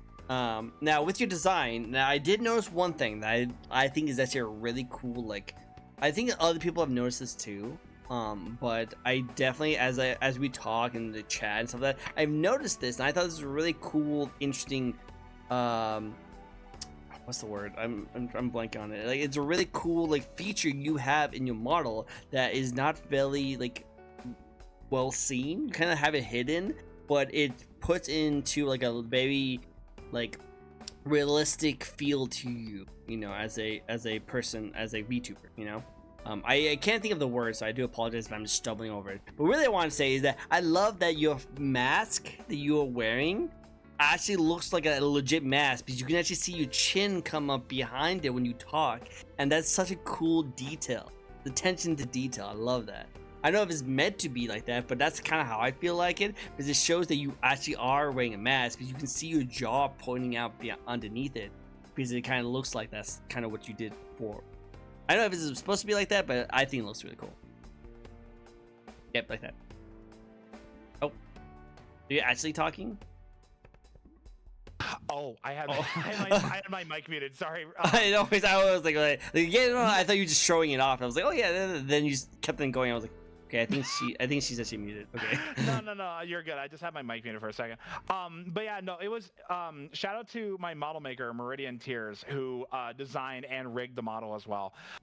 When I approached her for the idea of this model, and I was like, hey, I want to do it where like it's a static mask, but like you could still see a little bit where I'm talking. And they did an amazing job of it. I absolutely love how they pulled this off. The attention to detail on that was so nice, because it actually does show perfectly that you are wearing a mask, and I love that. Yeah, no, it's good. It's really good. I love it. But yeah, I just like a lot of the details on it. I like the eye shapes. I like the eyes behind it. I just love all about it. And that's why when I was looking through my like Twitter bunny hole of freaking all these people on there, yeah, the different like VTubers will pop up on my feed. I'm like, oh, that's a really cool design, and I'll check them out and make sure they're not like preaching some cult, because I had to deal with that one day. So watch out who you interact with when it comes to VTubers. Like, all VTubers are great. I love VTubers, but thanks for having me on. You want some Kool-Aid? Yeah, no, right? I'm just like, let's just say, like that VOD is gone forever, because I did not know. This is why I need to do at least some research. I purposely don't do as much research, because I want to be surprised when you guys talk, you know, when you come on my show. I want to actually learn about all the people that comes in. I don't do too much research, but ever since that one day where I did no research, I had someone come up there and they just stopped preaching like a religion. Oh, no. I was like, okay, unfortunately, we would have to stop this now, and we had to move on. And ever since then, I now usually like at least check out some of your content and make sure, okay, this person is not a neo-Nazi. Perfect, awesome. I do not have to worry about you. Want to come on my show? No, it's like those were not words I was well, like I said, you have to watch out. Like, again, the VTube community is a massive community, and there's a lot of great people on the VTube community. I love a lot of you guys, and so far there hasn't really been anyone who's been on my guest who's really been bad. Like, not really. I think every single one of my guests has been great in some way, shape, or form. But I will say this though: do some research. Some research on some of the people on there. We've only been at it for an hour and a half. I will try to ruin that. No, you've been doing a great job, though. You've been doing a great job. I appreciate it. I just love our conversations, because we go off tangents, because we do like similar things. Like that's the crazy thing that I love about it. Oh yeah, no, I will absolutely just like go off. If you leave me alone to my own devices and we just start talking, it's not gonna end. Oh no, well, this is literally the only reason why we were late today is because we just had a really good conversation. I didn't want to interrupt it. So it makes sense. But yeah, going back to talking about your model, very good job, very well made. I really like the designs, the little tidbits on everything they did with that. Have you ever thought about like a upgrade, and what would you do if you did get an upgrade? So it looks so great. I can't think of anything, but like, what do you think? So this model's like 2 months old, so this is not going away anytime soon. Good. It looks great. If I were to do anything, I would probably make the hair longer. I'd probably add more patches. The mask, like right where the star is on the right side of my head, I would probably break off the mask like right where the eye is, and I would just show off this like really creepy looking eyeball, and that would probably be about it. That'd be kind of cool. That'd be cool as a toggle. That'd be cool as a toggle. Yeah, like a dark void, but it's just an eyeball right there, but the rest of the mask is like completely intact, and that'd probably be about that would probably be about it. Mm-hmm. Makes sense. I like that. All right, now my next question for you, and that is, what is your favorite part about your own design? You know what? We will refer back to the last answer because it is quite literally the little memorial on my pants, and that is like my absolute favorite part of this model. I like that. That's good. I like the story too. That's a good, clever story. No, that's pretty good. Next question for you, and that is, do you have a lore and backstory? Does Creepsheaux have a lore and backstory? Why are you so creepy and adorable? So the story for Scratch is that the carnival is completely made up. It's all in her head. The carnival is all in her head. So she is a girl that lives in a small town. And the entire small town is like what you would think of like small town America. Very, very bland, very traditional, very like not very welcoming to the creative like. And she's very much into like the horror, the macabre, likes creepy masks and costumes and stuff like that. So to cope with the idea that like, oh, her IRL community is not a big fan of her, she kind of retreats into this world where she puts on this persona and creates a made-up carnival, but the viewers see the carnival, so the viewers are also in her head. I see. Can confirm with all the fragment of her imagination, which is an interesting idea. Like, everything is just a fragment of the imagination. Even chat, even this interview is a fragment of her imagination. That's like exactly. That's an interesting like quirk. I never really thought about that. It's all made up. So cool. Like, kind of breaks the whole like fourth wall kind of thing. You like thoughts, you know, it's like you're being interviewed, and then you realize she's like in a sane asylum. Like, I'm being interviewed, you know. Oh, no asylums here. Just locked in my room. In my own imagination. Cool. Exactly. Well, I like it. That's like clever. That's very clever. I like that. That's actually really cool. I like that a lot. Cool. Hey, next, you ready for a little spicy Let's talk? go. I do like spice. Okay, a little spicy for you. What's your thoughts on the VTuber community at the moment? Oh wait. What? Okay, so answer this question. I just realized that Recon also had to spin, so we'll do your spin afterwards. You're good. Okay, cool. So, probably like this is the most. Because like I adore the VTuber community. I absolutely do. It's the greatest online community I have ever been a part of. It is also the most vocal community I have ever been a part of. There are also times where I feel like there are times where like I think we kind of jump to conclusions and like we kind of go the sky is falling like way too fast on certain things. Where like, and I'm completely guilty of this myself too. So it's not me throwing stones when I live in a glass house or anything like that. But like, I think it's also a very reactionary community, and I think there are times where we focus on like communities that are like outside of our control when really there are sometimes it's like we should focus on our community and like grow our community, you know. Like, obviously there's important issues and stuff like that to discuss, and that's more than okay, but like more, I mean, like, you know, shitting on like flesh tubers and stuff like that and like other VTubers community, like no, focus on your own shit, you know. Yeah, just stay in your lane. No. Build your community. Build your community and chill. Like stay in your lane when like stay in your lane, but also like when there's a time and place for everything, and when that time comes, then it's all about timing and like appropriate timing, I guess, you know. Yep, I can see that one thing. Like, because, by the way, I hope I'm making complete sense, because I totally agree. And I'm like, oh no, well, because the kind of way how I take your thought process in this is just that, like, yes, the VTuber community is extremely awesome to support. They're really cool, and there's some really awesome people within the community. But then there's some time where they like to jump the gun a lot, especially when they don't really need to. But then there's also times where they need to do that.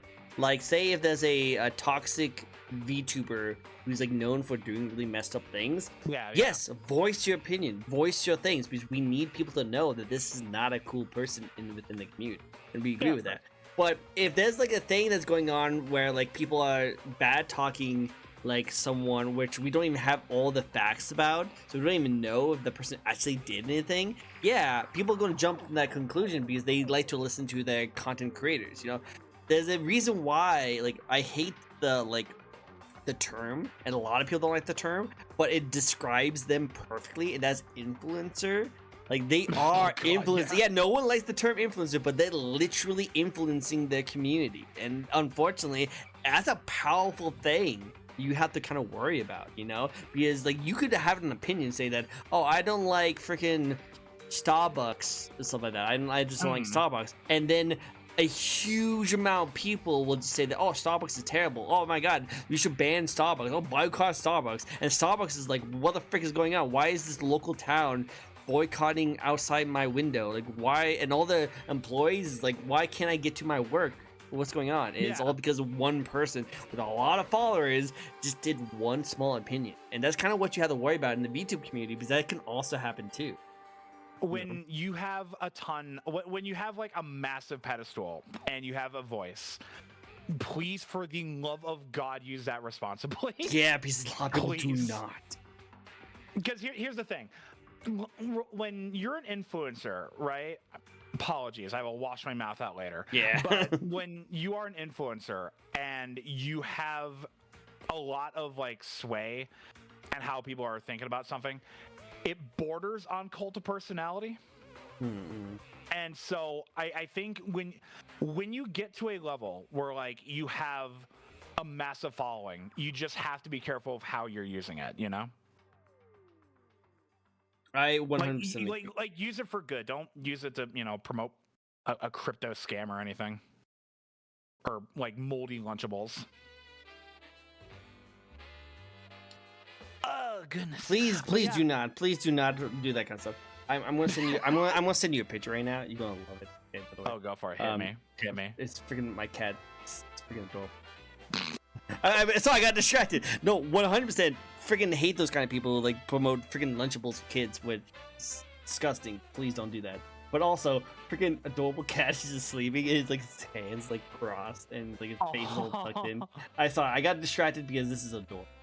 Listen, that's more than a valid answer. Oh, that's cute. That's right. Adorable. Oh my god! He's just like, I was like, okay, yeah, super distracted about something. But I'll post this on my socials later. But anyway, I just saw that. I was like, whenever you have an animal doing a cute pose, like look at the best doggo. Look, is that Diesel? Is that Diesel? Yeah, that's Diesel. That's Diesel. So okay. he woke me up at 6 a.m. because he wanted to watch TV. What? Didn't need to go out, didn't need to eat or anything. He wanted to watch TV. Dude, that's awesome. Your dog likes to watch TV. He likes to watch TV. He likes the colors. I like that. That's cool. I have a Jack Russell Terrier too, and he likes. Adorable. I know, he's so amazing. I love him. But he likes to just listen to the TV. Like, he doesn't watch it because he doesn't understand it, but he likes the voices talking. Yeah. He feels comfortable when people are talking. You know, he's a goober and a half. He's the best goober. He's a great dog. I love him. Shoot, what was I thinking? I was thinking about something. Shoot. What was I thinking? I was thinking about something. It happens to me too. It's Darn it. You're trying to retrace my thoughts. And trying to like, what was I thinking about? Because I thought something really cool and interesting, but then I got distracted by dog. And then I'm like, oh, awesome. I love your dog. Oh, hey, he likes to watch TV? That's so cool. What was I thinking about again? Wait a second. What are we talking about here? What's happening? Well, whatever. It's probably not that important anyway. You know, it's probably all good. Yeah, it's all good. Next question that we have for you is that compared to when you first start streaming to now, how much has changed, either with your performance or the way you are more knowledgeable? I'm more relaxed. I'm a lot more relaxed than I was when I first started out, because when I first started out, my whole thing was like, I am starting with nothing. I would like to have something. Let's do anything and everything to try and get myself noticed. So like when I got my first setup and everything with the webcam and everything, I made sure like I had everything in the background. I remember I put on like the most over the top personality I could when like really you're there for your favorite content creators like natural personality. You're not there for hold on a second, let me clap my hands. What's up, Twitch? How you doing, bro? Today we're getting into Call of Duty. Let's get into it. Lately, yeah, the hey guys, like, comment, subscribe. Like, comment, subscribe, ring the bell, dingus. But anyway, smash that like button. I'm a lot more relaxed because I used to get comments in my chat all the time when I was a FlushTuber that would literally say, relax your shoulders, because I would be so tensed up because I was just so nervous. But nowadays, like, I'm a lot more relaxed. I'm in at this point where I'm just kind of like, I'm just gonna do what I'm gonna do. Like I'm gonna do what I'm gonna do. I'm gonna do the absolute best that I can for chat. And we're just gonna have a good time. It's not so much about like chasing a number or anything. Like, yeah, it's cool to watch number get big, but like, if I get there, great. If not, it's whatever. As long as I'm still having fun, that's all that really matters. Like in the beginning, it was trying to get myself out there. Now it's just, fuck it, let's have fun. Let's do it. Let's have fun. I love it. That's a great mentality to have, and you definitely is something you get as you stream more often. Is you realize that people just love your natural estate instead of playing as a character. Yeah. Pretty sure in the beginning you probably had that like clown voice too. You probably like, hey guys, how's it going? And kind of stuff like that. But just like immediately just start doing Dr. Roxa's impression, which for some reason I could do well, and I don't like that. But like you do that in the beginning, and actually a lot of VTubers actually have done that. They had a voice in the very beginning, but then as time went on, they started becoming more natural, and that's pretty cool, Like a good easy example of that, like Elora. Elora actually had a voice changer in the very beginning, and then she finally had a more regular voice, and I thought that was great. I think it's great that she decided to have more of her natural voice, and people accept her for it. So it's kind of interesting to see that, like, as time went on, you probably have like this persona, but as time goes on, it kind of to meld into your real person, which is really cool. Yeah, which I'm more than cool with, and like obviously there are points in time where, like, for obvious reasons, points to my patch on my jacket, where like I have a higher pitch in my voice, but like if I'm trying to be more relaxed in my voice, like it doesn't necessarily bother me anymore. Which is cool. It's like, it's fine. Yeah, exactly. And it's like, I gotta be relaxed, otherwise life ain't that great. I gotta be relaxed, and just take me as I am, really. That's great. 100%. So Frosty has another hydrate for us, so we'll drink. LaCroix. And I remember what I forgot. And that's when you saw me like, freaking. I forgot to do Recon's freaking spin. Oh, you know what? I'm completely down for it when you are. Yeah, we'll go do 2 spins for you, Recon. I feel so bad because I was like, I forgot what it was. I can't remember. Then I stopped. I was like, I haven't got a spin in a while. Oh shoot! I was looking back at your messages, the message that says Scar tell him about the doll, which I didn't know what. I know what you're talking about. Doll. What the doll? Oh, are you talking about Lizzie? It depends on. You did talk about. You did like it was not that long ago. It was right before you talked about your lore. So it was right after your lore. It's right after your lore. Perfect. Yeah, so like you talked about the doll, which I was like, I wonder what the doll is. I'm guessing it's Lizzie, which you mentioned as the porcelain doll. Yeah, porcelain doll. Yeah, like the very first like VTuber live 2D VTuber model I ever had. Because in the beginning, like I just had a PNG tuber, which it was literally just me wearing wearing a mask, and that was it. Oh, okay, makes sense. Yeah, that's it. Originally, what I wanted my when I finally was like, okay, we'll do the VTuber thing, I wanted my PNG to be me, but drawn in that like Klasky Chupo Meat Canyon kind of like realistic but gross style. That'd be crazy. And like that'd be kind of cool. Like I don't know, maybe I'll do that at some point in the future. That'd be kind of cool. There's this really cool scarecrow VTuber who like looks really like creepy. I think I friended them, and I was gonna ask him to come on my show, but my next month is filled up. So when I plan for these VTuber interviews, I always do a month in advance to get everything set up. Oh, okay. So I have to wait until the beginning of next month before I start scheduling for new VTubers of next month. I've been doing that for 3.5 years now, and so far I've always had like content for the month. You know, there might be some like, oh hey, something came up and I can't do a ticket, and I just throw in something in the middle of it. But usually I always have content for this. But yeah, I think I'm meaning to like ask this other person that I think actually have similar tastes and likes like you are, but they took the creepiness and kind of like elevated it up a little bit higher. You know? Oh, that's great. So I will see. We'll see if the person's being willing to come on my show. If they're cool, then yeah, we'll ask them to come on. Heck yeah. Be cool. But yes, Recon. I'm not gonna forget about you. Let's do 2 spins just for you. 2 spins. We got 2. Got 2 spins. 2 spins just for you. Just for you. All right. What do we get? Let's see. Some of these questions are embarrassing or like just fun. Let's go with embarrassing first. What's a good embarrassing story? Of course it lands right there. Of course. Oh God. So there was a time when I want to say 6, and I was at the lake with my family. And for some reason, I don't remember why, I took this kid's toy, right? I was like, oh, cool, because I got it confused of mine. And the kid was like, no, that's mine. Takes it back. I find a really small rock, like the size of your of like your fingernail. And just like chucked it at him. And he's like, why did you hit me with that? I was like, you took my thing. And he like starts yelling, no, that's mine. Like he literally flips the toy over, has his initials and his name on it. So I'm like, oh. I just threw a rock at you for no reason. I'm sorry. I'm so sorry. Well, as kids, you guys were very like popular on that. Usually they'd be, I'm not. You know, usually.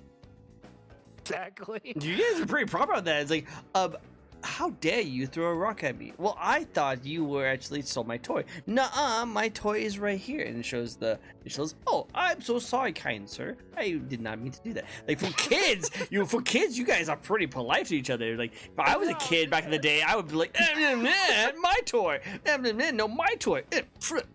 Oh, why you hit me? Because. Like what ended up happening was like it was all said through tears, right? Makes sense. Okay. These guys were both like crying because one was crying because the toy got stolen. The other person was crying because they thought the story got stolen. Yeah. Makes sense. I endorse throwing rocks at kids. Frosty, what's going on here? Do we have a talk? Frosty. You are a birthday clown. What do you mean you endorse throwing rocks at kids? That's literally your entire clientele is the kids. What's going on? What's in the pinatas. You know what? That kind of rocks clown. in the That pinatas. kind of clown. Okay. You know what? Fair. If we're hiring you as the birthday clown, we kind of have to expect that, right? This kind of thing we gotta expect. Yeah. Okay, good to know. What's next? And that is, this might be a cool one for you, especially because we have a lot of similar likes. What kind of YouTubers do you like to watch? Ooh, okay. So I kind of go by like eras I was watching YouTube, because there was definitely an era where I watched a lot of like Let's Players and stuff like that. But nowadays I mainly just watch like documentary YouTubers and stuff like that. Blame It on Jorge is a big one. I really enjoy Blame It on Jorge. Oh my God, it's gonna drive me nuts. Unironically, I actually enjoy watching like Chills. Chills, okay. Like I'll watch Chills here and there. I don't know. Something about the voice just keeps bringing me back. I think I know what you're talking about. Just keeps bringing me back with number 15. Oh yeah. Foot lettuce. Yeah, that guy. Freaking jeez. You know what? He used to have like a more relaxed voice when he was first starting to do that. But now he turned it up to 11. Yeah. Well, Yeah, after like, people more made fun relaxed for me, he's like, "Oh, really? You like this?" Yeah. Oh, you want more? I got you. But like his more relaxed voice when he was first starting to do it was genuinely creepy. Oh yeah, I can see that. Who else did I really enjoy at one point? Streams where she watched scary YouTube videos with chat are my favorite. Oh. I do. What kind of YouTubers? YouTubers? Really good. Okay. So it's like it's like clips that people send in of like their ghost encounters and stuff like that. It's a new top 5. Yeah, like Nuke. Yeah, Nuke I like watching his stuff. I like watching his Nukes is stuff. great. Nuke is great. He just released a new one today, and like you can definitely tell that he's like scraping the bottom of the barrel of like content, because like it's hard. It's really hard to get like brand new ghost content every single like time for his content. Yeah, he doesn't really have a schedule because he's based off of people sending him videos. But like, man, like he's running out of ideas. He's definitely running out of ideas. There's a lot of good videos. There's a lot of good scary videos. So if you haven't seen him, you like watching scary movies, like scary videos, you have a plethora of really creepy videos you can watch on his thing. But if you watched all of that stuff and you're just waiting for the new stuff, it's not too much. Not too much. Yeah. So like another one, I don't really necessarily watch like a ton of YouTubers anymore. Like it's mainly just Twitch streamers really that I like to watch. True. A lot of them being VTubers, a lot of them just being like flesh tubers. I like watching Jimmy is here from time to time. Jimmy's here? Okay. Critical I really enjoy. Critical is always good. Who's another like big? Sure, I'll throw out the big VTuber name. Why not? And also my biggest inspiration, Bo Sheep. Oh yeah, okay, Bo Sheep. Okay. Yeah, I love Bo. Bo's wonderful. I absolutely love Bo. Bo's great. I think that's like it, because like mainly I just kind of like scroll through YouTube and just find stuff. I'm not like dedicated to like one channel like I used to be. Like I used to be a big Smosh kid and a big Markiplier kid. But that's really about it. Which makes sense. I think that's kind of how like YouTube has been formed. Is it used to be that like you pick your favorite subscribers and just watch their content. That's all you watch. But now YouTube is kind of designed to like actually not really watch a lot of your subscribers. Like their feed will come in every now and then, but really it's designed to like get you like hooked in the algorithm and just keep watching and the next video pops through your eye, next video. You kind of just keep watching until you realize, oh shoot, it's already like 3 a.m. Oh my god. That's kind of what it's designed for. I meant to be at work 3 hours ago. Oh shoot, oh my god. The fear goes into your face.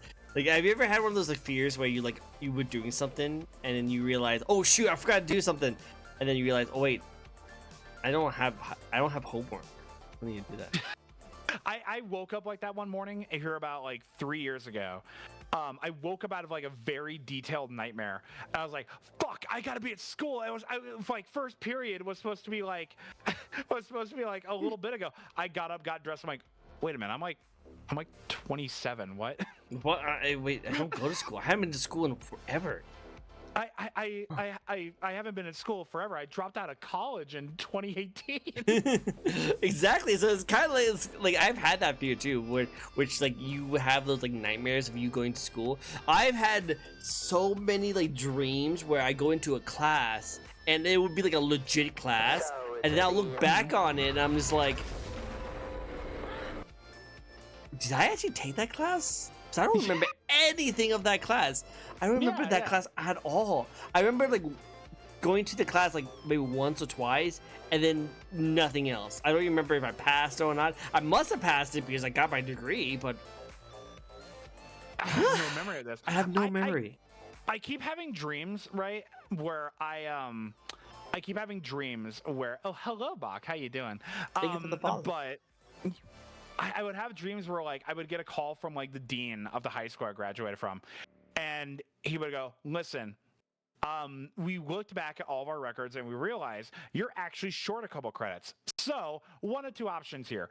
Either you come back to the high school, give us back your diploma, or you retake those classes like right now. You drop everything in life you're doing and take these classes now.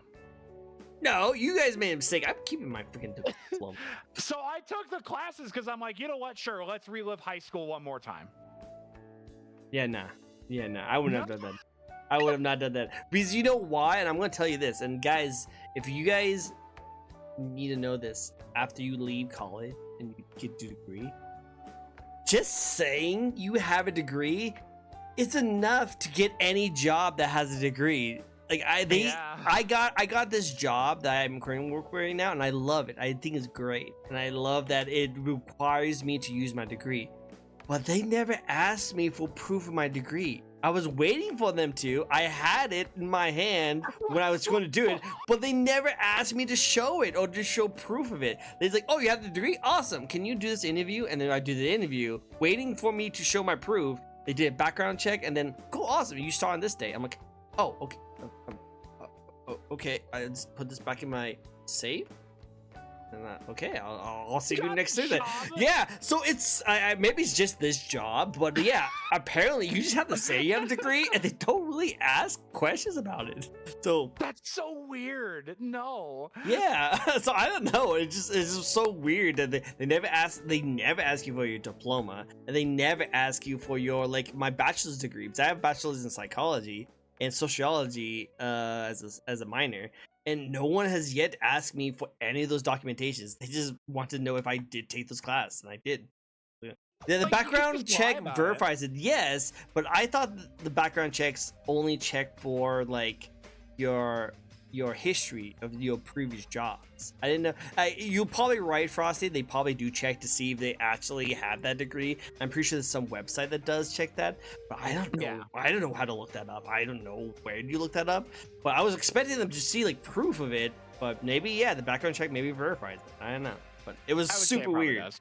It must have, because it couldn't be that easy, right? Because it's weird to know that they never asked me to verify it. So they must have. Just think about it. Just imagine if you just oh yeah, I totally have a doctorate in this physical thing. Yeah, 100%. Totally. Yeah, absolutely. Yeah. Just work for a week, get that huge paycheck, and then just oh no, I don't have it. I have a master's, sure, absolutely. Yeah, I totally have. Yeah. It's look. I drew it. I just draw it. You know. in green crayon. It's like legit master's degree. Totally hire this guy. Also, base pay $1 million. Base pay $1 million. Here's my master's. The R is backwards. Yeah, it's my master. the little stamp of the university is the mascot giving the thumbs up, and the university is the University of Butts or something. Yeah, and then oh, looks legit. You have the job. It's awesome. You got it. Cool. You got it. You good. But no, I just thought it was really good. Hello, Buck. It's good to see you. It's good to see you. But yeah, no, I to go back to the question we were talking about. Unless you have, did you have something else you want to say? Not really. No, it's mainly just more relaxed and more the sense of freedom, where it's you know what, I'm just gonna do what I want. People, half the time people aren't there for the game anyway. They're mainly there just to hang out. Just hang out, yeah. And I think that's what it is nowadays, that people realize that they're not really there to watch you play games. They're not there to watch the game you're playing. They're watching to see you play those games specifically. You know, they want your reaction. There'll be time where Chad just fucking will just watch me play a game and go, God, you're awful. I know. You're awful. I know. You don't watch me for my gameplay. You watch me for the clown playing the gameplay. Exactly. Which I totally like. I like that a lot. Because I cannot focus and talk to Chad at the same time. I have a hard time. Oh, God. I try. I try to balance both, but Chad will always take priority. Makes sense. It looks like Viku is back and wants to do his spins. Let's do a spin. Ooh, let's go. What happened here? Oop, you didn't see that. Yep. I saw nothing. You guys didn't see anything. Awesome. You're bad at the game. How did it take you this long to figure that out? It's really? You must be a new viewer. If you just found out. I love it. Awesome. Okay, another controversial question for you. Is taco a sandwich? Yes. Why? Literally just to stir the pot with Chat. Yep. I was gonna say it's That's it. So taco is a sandwich. It's technically the sandwich. That's what she's saying. Taco is a sandwich. Does anyone have any follow up on that? Or you guys all agree with her? Do you agree with her? Do you agree? Sorry, hold on. Do you agree with me, Chat? You better. Oh, she's gonna do the hell to. I knew it. Taco is food. Taco is. You know what? That's a good argument too. Taco That's is a food. good one. That's actually a good argument. Never had a taco, so I'll follow along. You never had a taco? What? Oh yeah, Bach is from a different place. Oh, well, Yeah. you should try tacos one day. If you ever do travel, try a taco. They're really good, especially on Tacos are Tuesday. bangers. Especially on Tuesday. Specifically on Tuesday. Definitely. No, a taco is reptile. Oh shoot! I knew I tasted something funny on the last taco I had. Gross. Taco is a sandwich, then so is a hot dog. So is a hot dog a taco? Is a hot dog a taco? Yeah. Yes, which is also a sandwich. A hot dog is also a sandwich. A hot dog is also a sandwich. Okay. What's a burger? Burger's a sandwich. Okay. What's not a sandwich? Literally anything that's not a sandwich. Answer my question. Okay, like corn dog, not a sandwich. Chicken tenders, not a sandwich. So why is a corn dog not a sandwich? You need to explain to me. It's a hot dog that's wrapped in breading on a stick. Sandwiches aren't on a stick. Okay, so it's because it's a stick. Yes. Okay. Darn. Otherwise, it'd be a sandwich. All right. You pulled the stick out of the corn dog, is now it turned into a sandwich. Yes. Oh my god. No, it would actually be a hot dog. Which also, if you look at the packaging of a Hot Pocket, it's a sandwich. Are you crazy? Now you mess with my brain now. Good. I live for it. I love that. Hot dogs is American tacos. I love that. Pretty much. So if I sandwich was on a stick, would it be a corn dog? Yeah, if I put my sandwich and I took a burger and put a stick through it, would it be turned into a corn dog?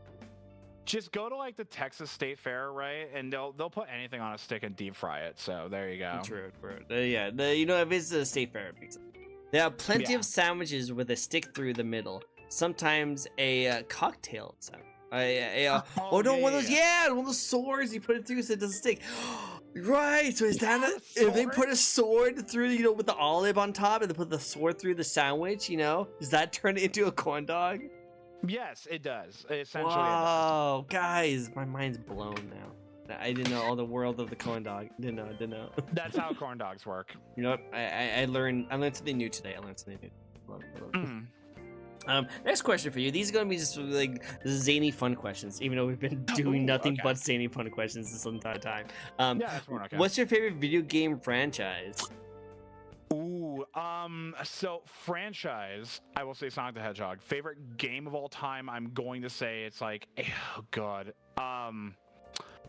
It's like a tie between, hold on just one sec. I was like mowing the lawn. Yeah. Wait, let's say so now she's turned into a mime. She's now turned into a mime. So now she can't talk. So we do that. There we go. Okay, so we're good. Yeah, someone's mowing the lawn, I'm guessing, right? Yeah. No, you're good. So, franchise is Sonic. But game of all time is very much a toss-up between like BioShock is up there, Team Fortress 2 is up there, Viva Pinata is up there. If any of you have ever played Viva Pinata, please do. The Xbox exclusive, good. Yeah, from Rare, it's right? So good. Yeah. From Rare, that was also on PC, but I can't find it on PC anymore. It's forever gone. I think the only way you can get it is the Rare replay. I think it's your Rare replay, but you can't get it on PC anymore either. What is Xbox doing? Xbox, what are you doing? What do you do? Xbox, come on, we have the exclusives other than Halo. You have Viva Pinata. Yeah, you have so much exclusive.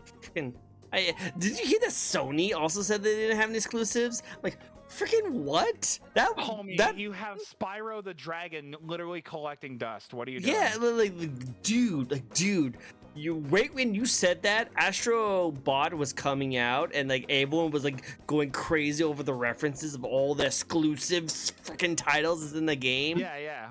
And you like over here, like I hate the new CEOs of freaking Sony. They're so freaking dumb. Like, I'm so not happy. Like, I'm a Sony fan. I love Sony. I actually am a huge Sony fan. I love all the stuff they do.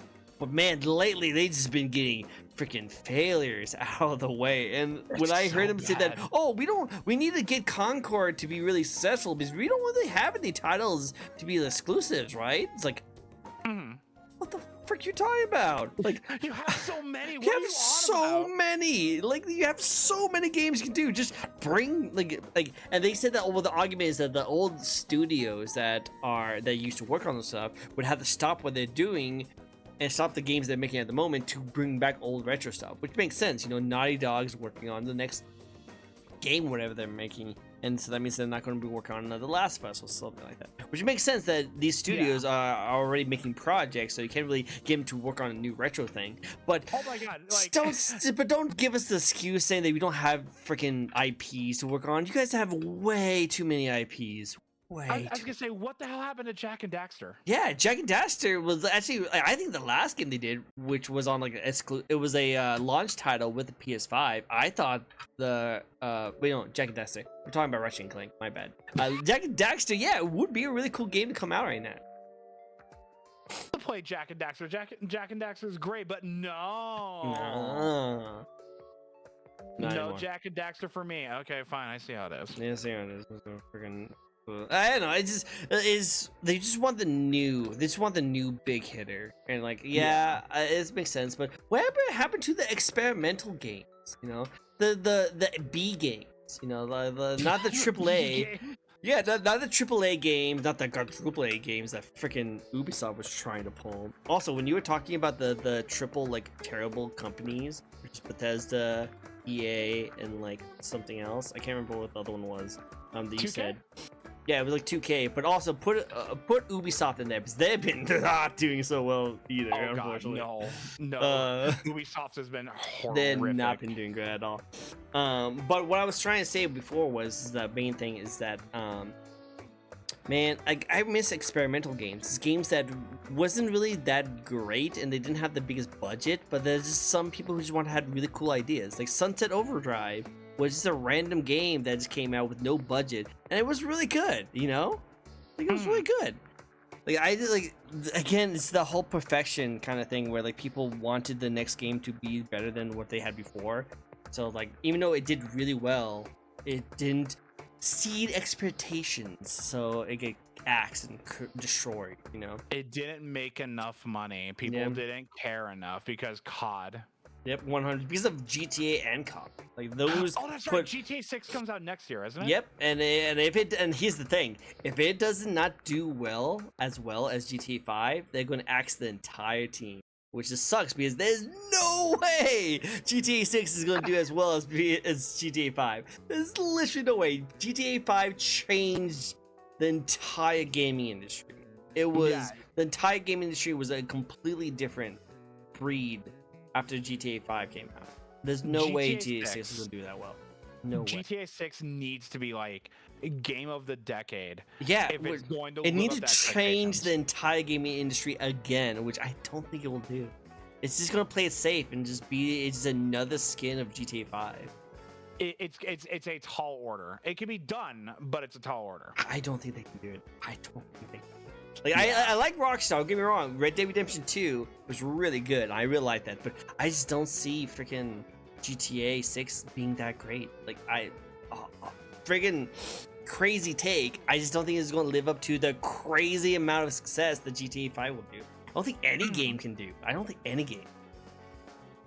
You know what? Yeah, I kind of tend to agree. Like, I don't think you're ever going to get a perfect game ever again. I think the era of like perfect games is kind of gone. Yep. You have to take games as they are, and they're going to be imperfect. They're not going to be like the best thing you've ever played. We're not getting a Halo 3 ever again. Nope. We're not going to get a Halo 3 ever again. We're not going to get another Baldur's Gate 3 ever again. We're not going to get a freaking like Elden Ring ever again. Like we're not going to get any of these games. When they first came out was like super great because they came out of nowhere and they were really successful.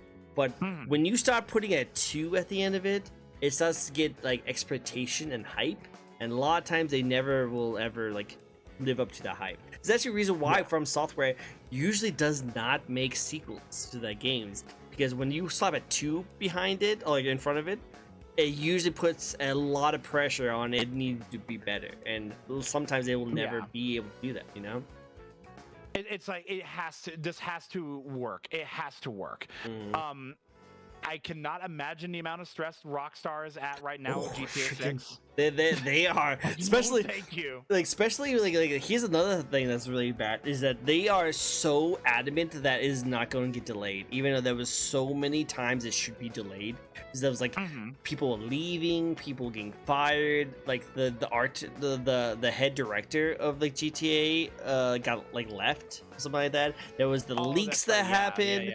There was the voice actor like guild that actually is on strike right now. Like, there's all these reasons why a game is getting delayed, and Rockstar went on record saying that nope, still gonna arrive on time, guys, still gonna arrive on time. Like, oh man, I feel so bad for those developers, because oh my god, the crunch culture is probably surreal for them. Oh god, it's just insane. It's gonna be so bad.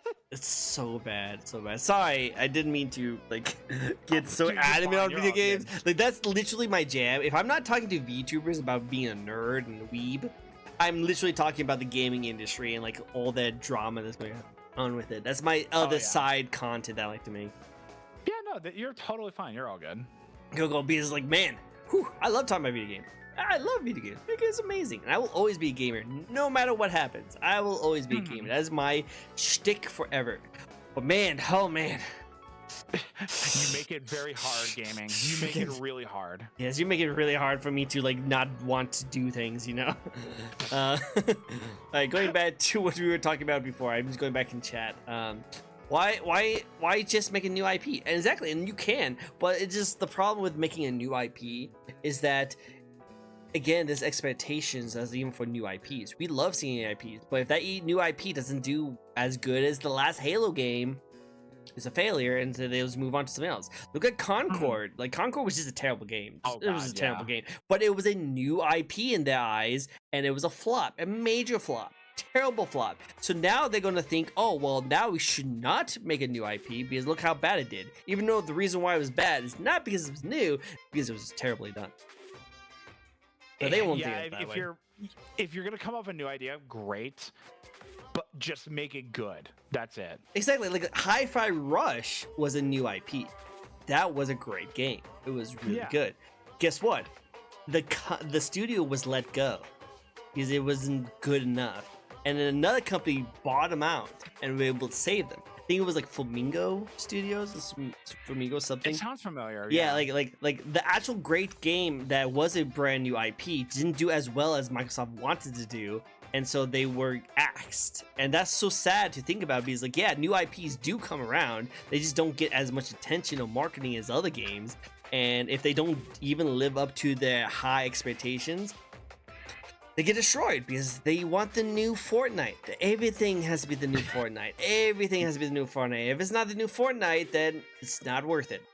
It's the SpongeBob standard over at Nickelodeon, but for gaming. Yep, 100%, 100%. Naughty Dog is hard to work at. Naughty Dog is hard at work at Last of Us Part 1 and 2 remastered. True. Oh my, the remastered game's so dumb. I hate that so badly. Speaking of Sonic Scar, are you going to stream Sonic Riders? A little tomato. You know, I should. I actually really enjoyed Sonic Riders. You should. You should stream that soon. You should stream that soon. That'd be really good. I know Sonic Riders is actually really good. Riders. We have IP at home. Yes, we have the IP at home. It's like freaking like something terrible. Like hey, you should hey Blizzard, you should make a new IP. Oh, we do have new IP, and it's just classic Overwatch. Joy. You know, right? Ubisoft has gone the we have one IP and we will keep coming out no matter what. Root with Assassin's Creed. Yeah, pretty much that is when you stick with one IP. That's all you do, and it's not doing so well for them. Wait, don't they released another? What was the other new game they made that also was a huge flop? What's the other game? Oh god, what was it? Because it was Skull and Bones, which technically was just a side off of Assassin's Creed Black Flag, so I wouldn't consider that as a new IP. That did terrible. But there was another game that came out that was a new IP, but it was so filled with microtransactions that it just no one played it. Oh god, was it a Star Wars thing? That was Outlaws, which was not the one I was talking about. But yes, that is a new IP for them. They don't, because remember EA had the like exclusive licenses to Star Wars stuff for the longest yeah, yeah. time, and then I now remember it's a free game. Now everyone else can make Star Wars stuff, which is cool. I would love to see more Star Wars stuff. But yeah, Outlaws was supposed to be the next like Jedi Fallen Order kind of style thing, and it just was terrible. It was so bad. So bad. Sunset Overdrive was so good, right? Even though it's not getting a sequel, at least Spider-Man games are running the same game engine. I know, right? It just like they can and they probably will, but it just you just need to look for it. Like the indie, I love that the indie company, the indie devs are like as big as they are, because the indie companies used to not be a thing when we were young. Which now I know you are 27. Like we are close to the same age. I know, right? Oh my god. No. I wish I was that young. Oh, sorry, my bad. You said No, 27, so I was like, you're oh, good. wait. So you're a little bit younger than me. If you're older than that, then we're the same age. Then probably I we just both had my grew up. birthday about. I just had my birthday about 2 weeks ago. Oh, I happy turned 29. Nice, go for it. I'm 32. I'm 32. So we're around the same age. But like back when we were kids, if the game didn't have a recognizable like name behind it, no one would buy it. You know, because the indie scene was pretty much nothing. Didn't like unless you had a big studio behind your name like Blizzard or Activision or like Ubisoft, you would never buy any of the games. THQ, exactly. But now it's so much better to watch anything that does not have those names attached to it, because if it doesn't have like the EA or the Bethesda title to it, you're like, oh, this guy should be kind of good, you know. Okay. So I like that the indie scene. Associated. Yeah, it's with, not like, a big associated, label. which is super different. But I love that the indie market is a lot bigger than it was before. That's one thing I will say about the gaming industry that makes me really proud, is that the indie scene is a lot bigger than it used to be. And I like seeing that. Because like the B titles, the thing I was telling you about is like I wish more games came out B titles. That is now reserved to the indie scene, and like the big companies are only going to be thinking about the quadruple A titles. I do like that we still get to see the indie scene kind of do like I just want to play it, enjoy it, and move on. That's it. Pay $20, enjoy my content, and move on. Just give me my money. Let me take my money and let me give enjoy me my little game. That's let me enjoy my game and then beat it and move on. That's why I like it. But yeah, that's not why I like indie games. They're not afraid to experiment and push things out. Exactly. GTA 6 is the most anticipated game of the decade. It's going to make $1 billion within a day. 100%. You're not wrong. It's going to make a lot of money. But will it last 15 years down the road like GTA 5 does? That's the thing I was telling you about. Is that you're right. 100%. It's going to be massive. It's going to make a lot of money. It's going to make a lot of money for Rockstar. But it's going to die in the first year. I am putting that prediction out there. After the first year, it's gonna die, because they're gonna try, and people are gonna go back to GTA 5 for the online play. So unless they are able to create a online server to like cross the fans from GTA 5 online to GTA 6 online, then if because they're gonna do, in my opinion, this is my tinfoil hat coming back on, by the way. My theory is that they're going to try and force the GTA 5 community to hop ship and go to GTA 6, because that's where they can get more money, you know, by getting them to exclusively go over there. So they're probably going to stop the servers on 5 and force people to go to 6, which is going to suffer a lot of people not wanting to cross over. But if they're able to make like some kind of easy connection and merge the two together and make it so that both games are like available, you know what I mean, then I think it would actually last a lot longer. But I don't think they're going to do that. They want the money, so they're going to force all the GTA 5 people to hop ship to GTA 6, and they're going to realize that they don't want to do that because they already put so much time and effort, 15 years of time and effort into GTA 5. They're not going to hop ship to stall all over, you know. They're not Madden fans. Exactly. They don't want to stop after a whole bunch of work for a year and just hop ship and start all over. They're not going to want to do that. They're not going to do that. It's going to be a natural like a transition over to GTA 5, GTA 6. Yep, and I don't think it's going to. I think everyone's jump on it because it's new, fresh, super excited, and then they realize that this is going to be the same thing as GTA 5, just with a new coat of paint. And they realize, oh, well, I'm just going to go back to GTA 5. And then they find out they can't because they removed that server. And they're like, oh, well, I'm just going to stop them. And that's what it's going to end. It's not going to have... I can see it. Continue. No, I was gonna say, like, I can most definitely see that, like, GTA 6 just barely gets off the ground. It's not as good as GTA 5. That's why, I can see that too. Like, it's going to be big in the very beginning, will blow up all the social media sites for like at least a month, then it's going to slowly die off. And I think people are going to freak out when it happens, especially Rockstar. They're going to freak out because, like, wait, why aren't people like gushing over this game after it came out? It's like, well, because back in the day when GTA 5 first came out, during the 360 era, remember, this is during the 360 era, that was the thing to do, is just to stick with one game and like enjoy it. And then after you're done playing it, you move on to another game. Because there was not many games out that time. We didn't have the plethora of games that we have. We don't have the library of games. Back in the 360 games, you buy one game and you wait many, many years before you get another cool game. But when GTA gave you the DLC and the online content, you're like, whoa, I can keep playing this really cool game and keep getting content for this game. That's awesome. That's the live service model. But now that everything has live service model, now everyone's trying to take your time. Everyone's trying to take whatever time you have. We don't have the time to go into the kind of things.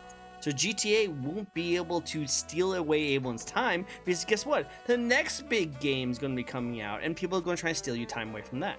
You know? Exactly. So I just don't think it's going to live up to the expectation. I don't think it's going to be as game changing as people think it is, and I think it's going to end off in like the first year, in my opinion. But I could be wrong. Yeah. I've been wrong many times before in the past. Been wrong many times before. But I will say that, like, this is my thoughts. Okay, that's my tinfoil hat, right in my little throne area, and move aside. And I'll stop talking about gaming stuff. I'm sorry. I just get really passionate about this stuff because I do really like this stuff.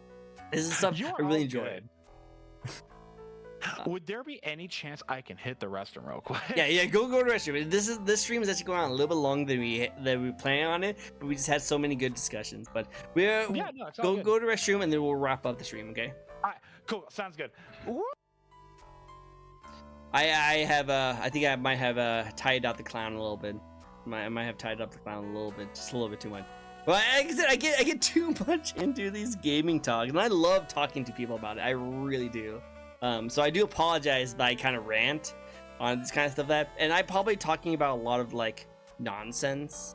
But it's just when you're passionate about something and you get me going, I can't stop. And I think you actually have a lot of similarities with Creep, because Creep actually does, if you get the ball rolling, she'll keep going. And it's really interesting to see her take on certain things.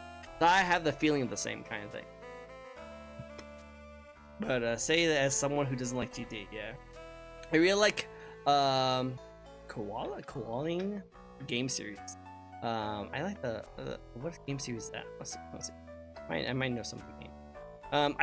Don't you love live service game as a model? Smile. Yep, exactly. The live game service, which technically I kind of want to say GTA kind of made. They made the live service kind of model, kind of. You can argue probably someone else. Oh, that's an adorable creature. Okay, I like that. It's kind of like a Sonic kind of style. Was like I don't know how to pronounce the name, but I do know what the style is. I like it. Cool. Good luck in the bathroom. Yes, good luck, Con. Hopefully she doesn't fall in. That's always a problem with a lot of YouTubers. They accidentally falling in with. Go piss, girl. Go piss. Nice to see a passion. You are fine and epic. Okay, thank you. I appreciate it. Sorry. Like sometimes, like there's some times when you watch like a person get really fired up on something, and like you're like, oh freaking, you can stop talking, like kind of situation. And like streaming kind of makes it so that I can like have a voice to explain, but there's also times where I feel like I go too far.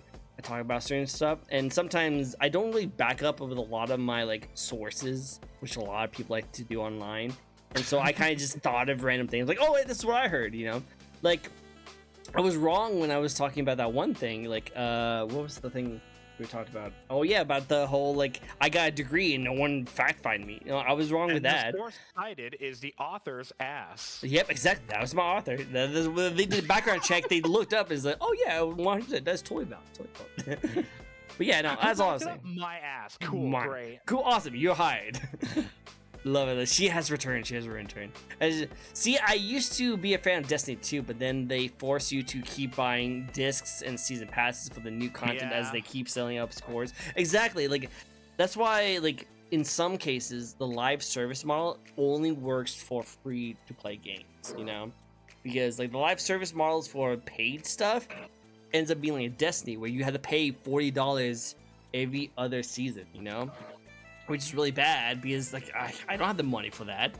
I try to go back to Destiny and like play it because I thought, okay, you know, I kind of want to get back into Destiny. I can't because I have to buy so much stuff just to even like do any of the world. So like, no, I'm not gonna do that. No, that's like Apex Legends for me. Like I wanted to give Apex a genuine chance. I'm not spending all that money on it. No. Yep, I agree. You don't need to do that. Never pressure apologetic for a simple pleasure of enjoying something.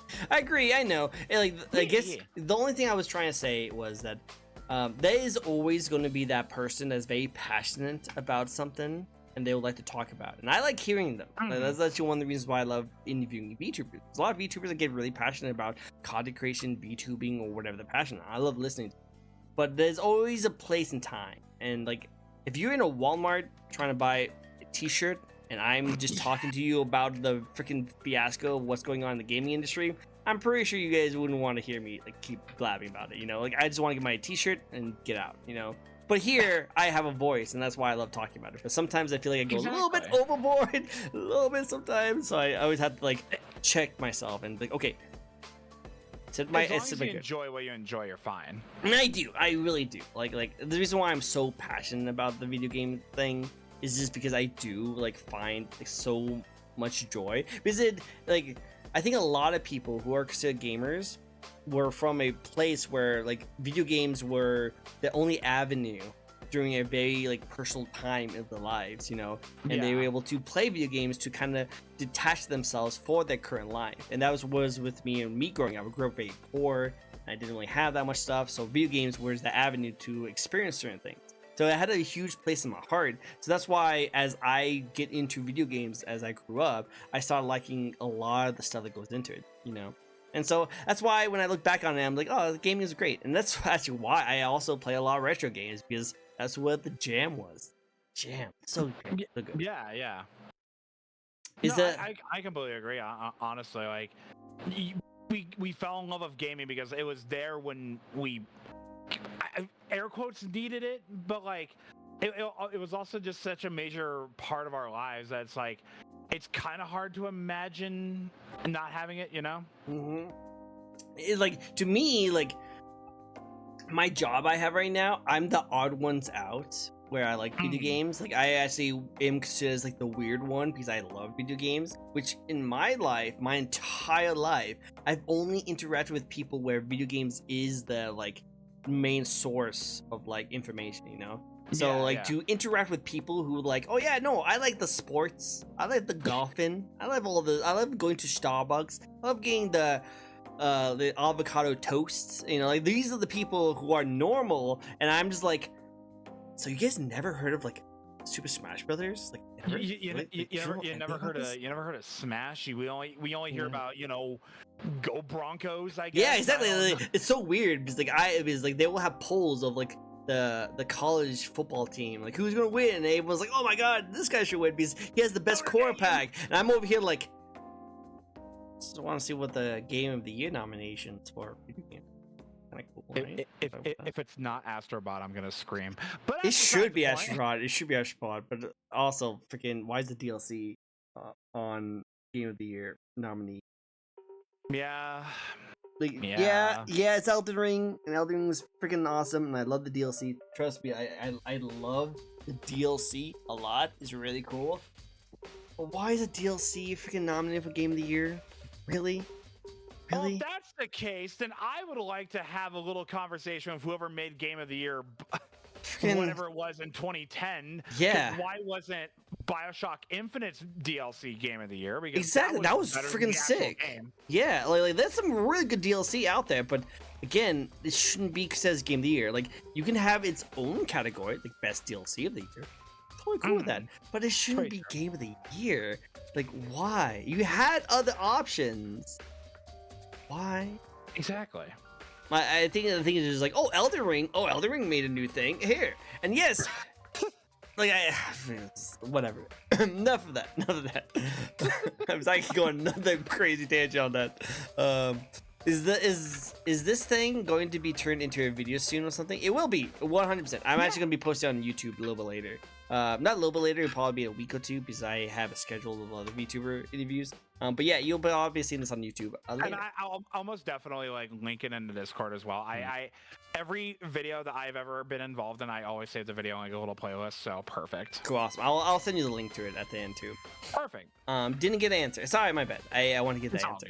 It's all good. Yeah, never heard of Yakuza Like a Dragon. Yeah, never heard about that. Never. But no, that's a good game. That's a good game series.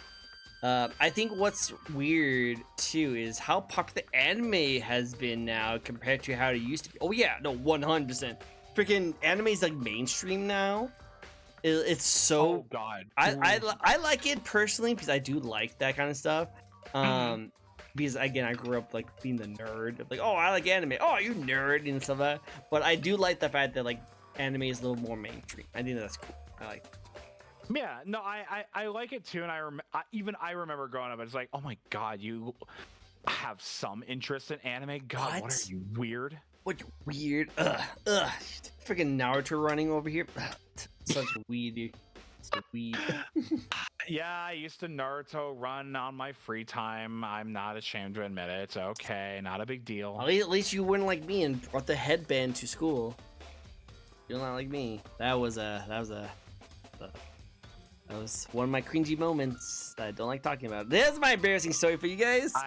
I will neither confirm nor deny that I may have done it. Okay, good. So I get it. I'm not alone. I'm not alone here. I was like, oh shoot, maybe I should have said that. Oh shoot. I got you on another one before we put a big bow on this. I was really big into My Little Pony like early high school. Like a lot of people were, because Friendship is Magic was genuinely amazing. But I had like the t-shirt, the hoodie, the headphones, the hat. I had everything. I was decked out in brony shit. Like it was everywhere. I would introduce my friends with the bro hoof. I would stick out my fist bump. Hey yo, bro hoof me, dude. Come on, let's go. I was really into it. I love the show. I would never do that now. Never. I would not do that today. We still love you. We still love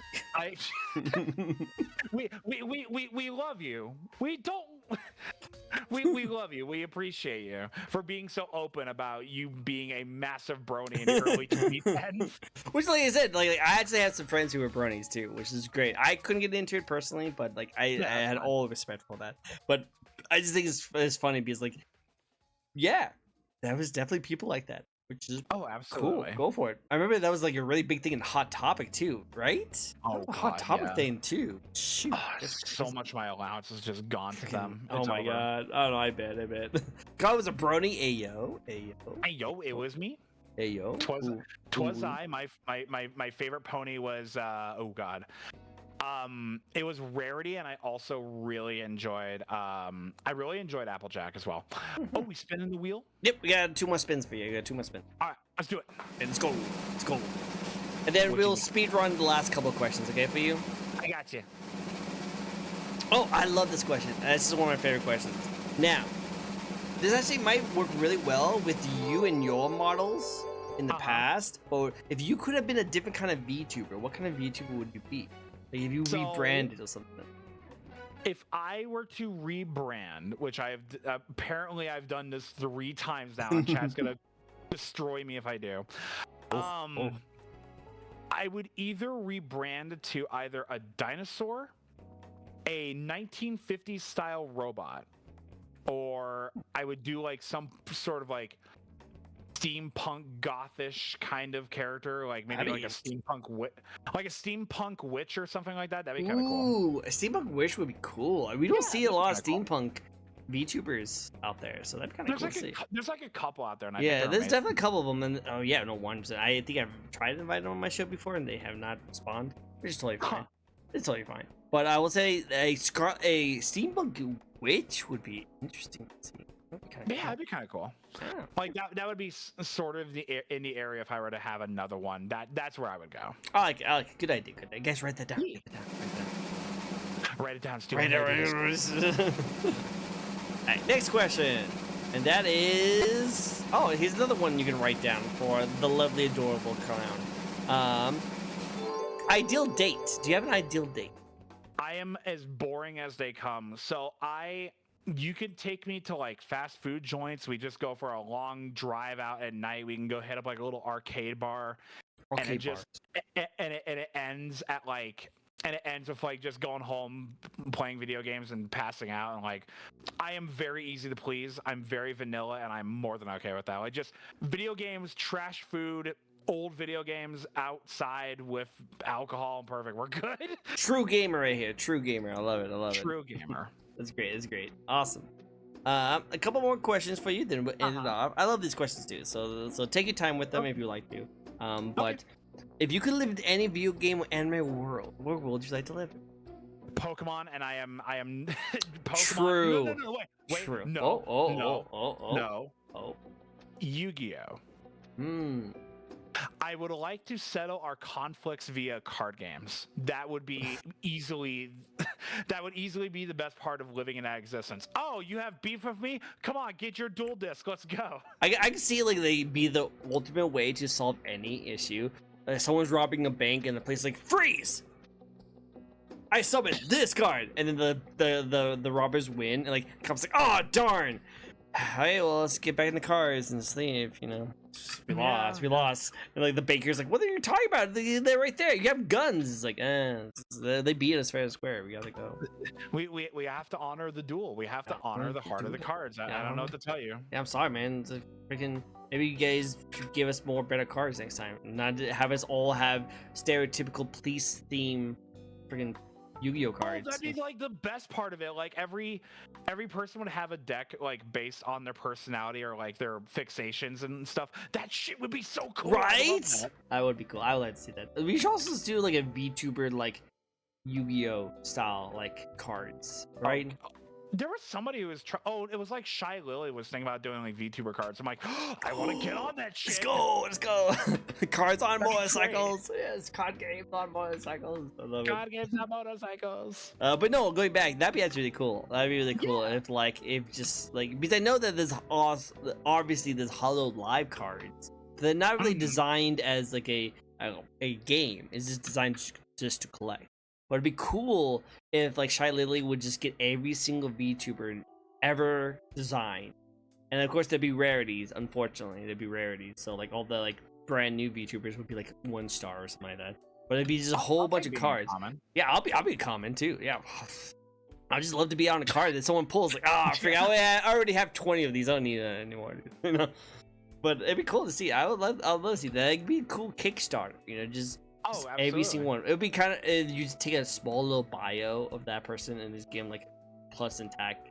You know, someone has abilities and stuff like that. It'd be kind of cool. It'd be cool to see. It'd be fun. It'd be fun to try out. It'd be fun. Next question is that if you could collab with any VTuber, no matter how big or small they are, who would you like to collab with? Hold on, let me grab the massive list here. Bo Sheep is at the top, obviously. Bo Sheep is there. Oh god, Vexoria the Sun Eater would be great. I would love to collab with Biddles again. That'd be fun. That'd be cool. I can see that. One of my biggest goals in VTubing, I want to go to the bar. I want to go pay Taka a visit. I want to go to the bar. Oh yeah, Taka, yeah. Yeah. I've been trying so hard to get him on my show. He's so cool. I just want to get on my show, but he's so hard to get a hold of. Like, I've had like one interaction with Taka on Twitter like ages ago, but I have no proof because the Twitter's gone now. Yep. Who else would be great? Mr. Cool, the Ice Cube VTuber. That'd be cool. Ice Cube VTuber. Yeah, he's one of my best friends, but like I'm like, yeah, I want to collab with you again. Hey, that's why I say it. like we have an open door policy. We can hang out on like stream for each other anytime. I'm like, yeah, I want to collab with you again. You can collab with me at any time, Creepshow. What the fuck are you on about? Just let me know. I'm always down. I love how he's just the ice cube. That's adorable. Oh yeah, you should see what he does. He's actually a really good guy. Send me his Twitter or whatever. And I'll check I it out. got you. I play a game I play is about to unveil a card game based on all the players in the server. I can't wait. Oh, that's cool. Oh, that's cool. I want to live in one of those cartoon shows where everything is just nice and special. Aw, that'd be like That's nice. yeah. Good. He's super funny. Oh, I gotta check him out. Yeah, send me a link. I'll love to see that. Okay, what's next for Creepshow? What would you like to accomplish in your career? Partner would be a big one. Honestly, just like being able to do this where like I can make a living and I never have to be like, oh god, I gotta go work retail ever again.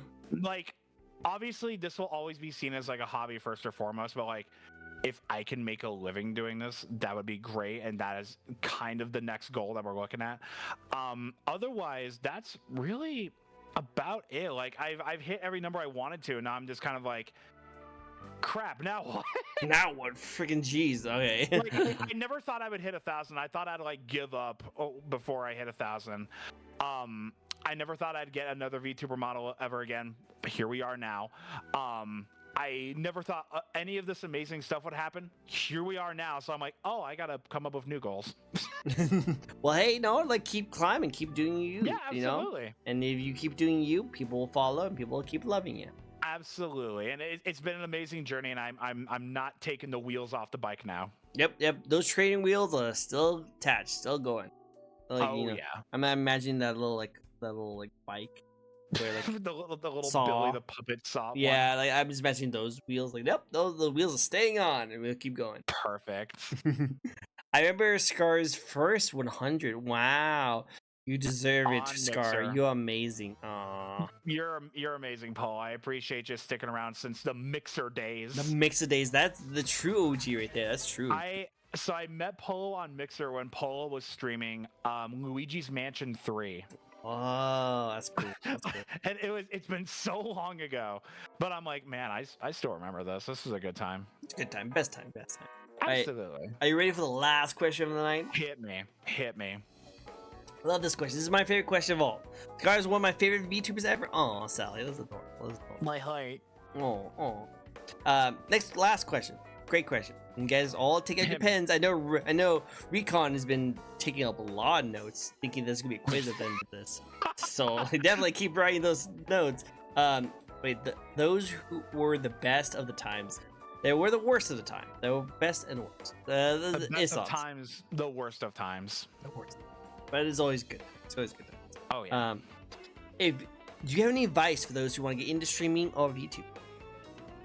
Ooh. Say the best one for last. Say the best one for last. This is just gonna be streaming and like content creation in general. Just go at your own speed. Do what makes you comfortable and do what you like. Do not push yourself to make content that you don't enjoy. Otherwise, you are going to burn out so fast. Mm-hmm. It's not going to be enjoyable if you're doing something that you don't enjoy. I would also say the other thing is like, don't push for like approval or likes or subscriptions or anything like that. Don't push hard for it. You know, like if your audience likes what you are doing, they will show that they like what you are doing. It actually like trailed into that. I've never been asked this question. I was like, oh, I was always gonna be ready for this. Nope. But anyway, no, just like take deep breaths, do what you actually enjoy. Your audience will tell you what they like and what they don't like. Always listen to what your audience says, but also remember to do you. True. 100%. Your audience knows when you are like, your audience knows when you're bullshitting. So remember that chat is not dumb. Chat is incredibly smart. And you guys are smart. You guys are smart. You guys are smart. Y'all got brains. Got the brains. Got all the brains. But don't treat them like them. Don't treat them like them. They are smart. They're smart. Exactly. I'm basically a Sparkle. Sparkle. Sparky, what's up? Sparky. I'm basically a new gen fan of Scar. So I wasn't. I wasn't around for a lot of her older stuff. Well, no, well, I hope you enjoyed it. All the new stuff. Yeah. It was good. It's all good. Yeah, I've been around forever, and so like I have so many stories to share. Well, maybe next time we go into a chat and just chat about whatever, we will definitely do that. We'll definitely do that. Because I would love to hear more of your stories. I'd love to hear more of your stories. It'd be so Absolutely. Good. And also my streams are like, it's just me telling stories most of the time anyway as well. I need to come by and check them out. I definitely need. Definitely. Sky used to have a cam and face reveal. I remember. Face reveal. You remember what I look like, and I will make sure that you are the one that remembers. You are the only one. You're the only one to remember. And then if I need to go like in hiding, I know who to take out first. No, I like Polo. I know, I'm joking. I'm the one. Oh my god, not the song. Oh wait, freaking Persona. Yep. This is a good song. I like the song. Lovely. Right now, Game played this song when he was addicted to gambling. Yeah, I can. Fun. RT just played this song. Well, hey, thank you for answering up all of my questions. Thank you so much. Of course. Really appreciate it. Yeah, we went on. I had a wonderful time. I had a great time. It was great. I love all the conversations. We had a good discussion on so many different things. We went on so many tangents, but I love every single one of them. They're great.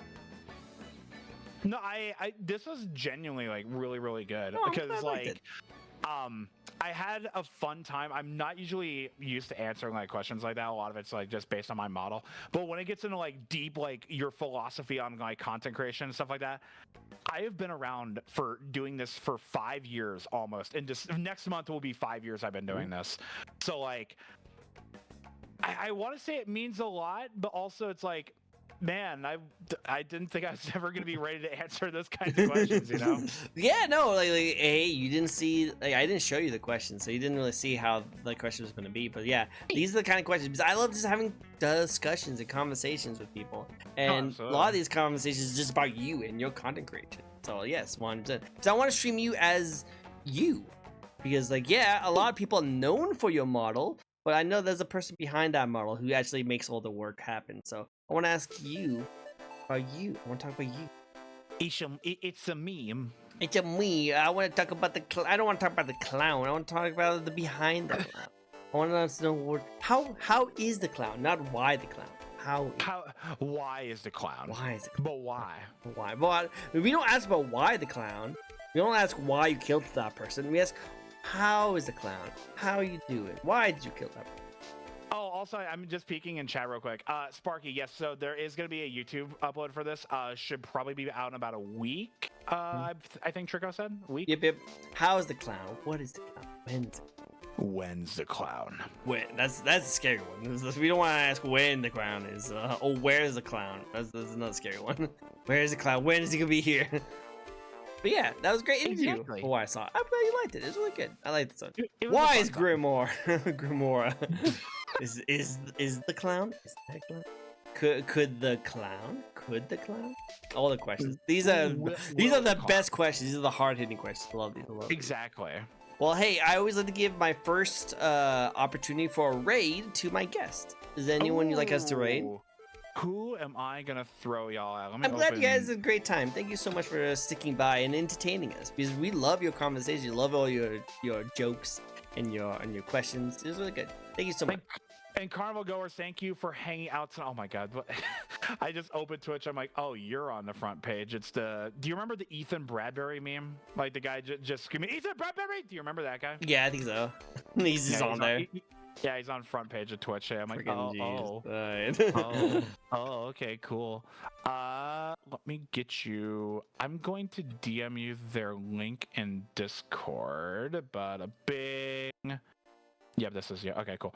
Bada boom. There you go. Oh, she's adorable. Yeah, oh, they're adorable. Sadie, nice. We'll go give them all the lugs. So again, thank you guys so much for coming in. You guys all freaking amazing. Creep, Scar, where can people find you? Where can people find you? So I am on Blue Sky under Creepshow. I promise you, nobody else has my handle. I am also on Twitch as Creepshow. Trust me, nobody has that handle. I also opened a TikTok recently, and so I'll be uploading a bunch of clips from TikTok on there as well. On Twitch, I go well. Now I'm freshly unemployed, so yay! Yeah. More time to stream. I should be live tomorrow. I'm probably gonna play Simpsons Hit and Run, but anyway, Good choice. Good choice. That's where you will find me for now. I plan on reopening a Tumblr. Tumblr. Wow. Well, Yeah. oh, awesome. Well, it looks like they're playing the Minecraft. So let's go check them out. Actually, they look like they're doing a collab too. Cool. Yeah, it's a collab with all of our friends. Ah, nice. This is good. Bye, Scrubbles, Scribbles, Scrubble, Scribbles, Scrubbles. How do we go with this? Scribbles, Scribbles, Scribbles, Scribbles. Perfect. And then, of course, guys, if you like to check out more of these interviews, I do these interviews each and every week where we get to know a new VTuber. So if you'd like to check out some new VTubers coming by, you can also follow me. It's totally good. Totally good. But thank you so much for joining in. You guys all freaking amazing. We'll see you guys next time. Let's give a lovely raid. This amazing person for now. Till then, though, I hope you guys all have yourself a very nice day. Don't leave Discord yet, okay? I will not. Cool. Awesome. Bye-bye, everyone. Bye-bye. Bye. Bye-bye.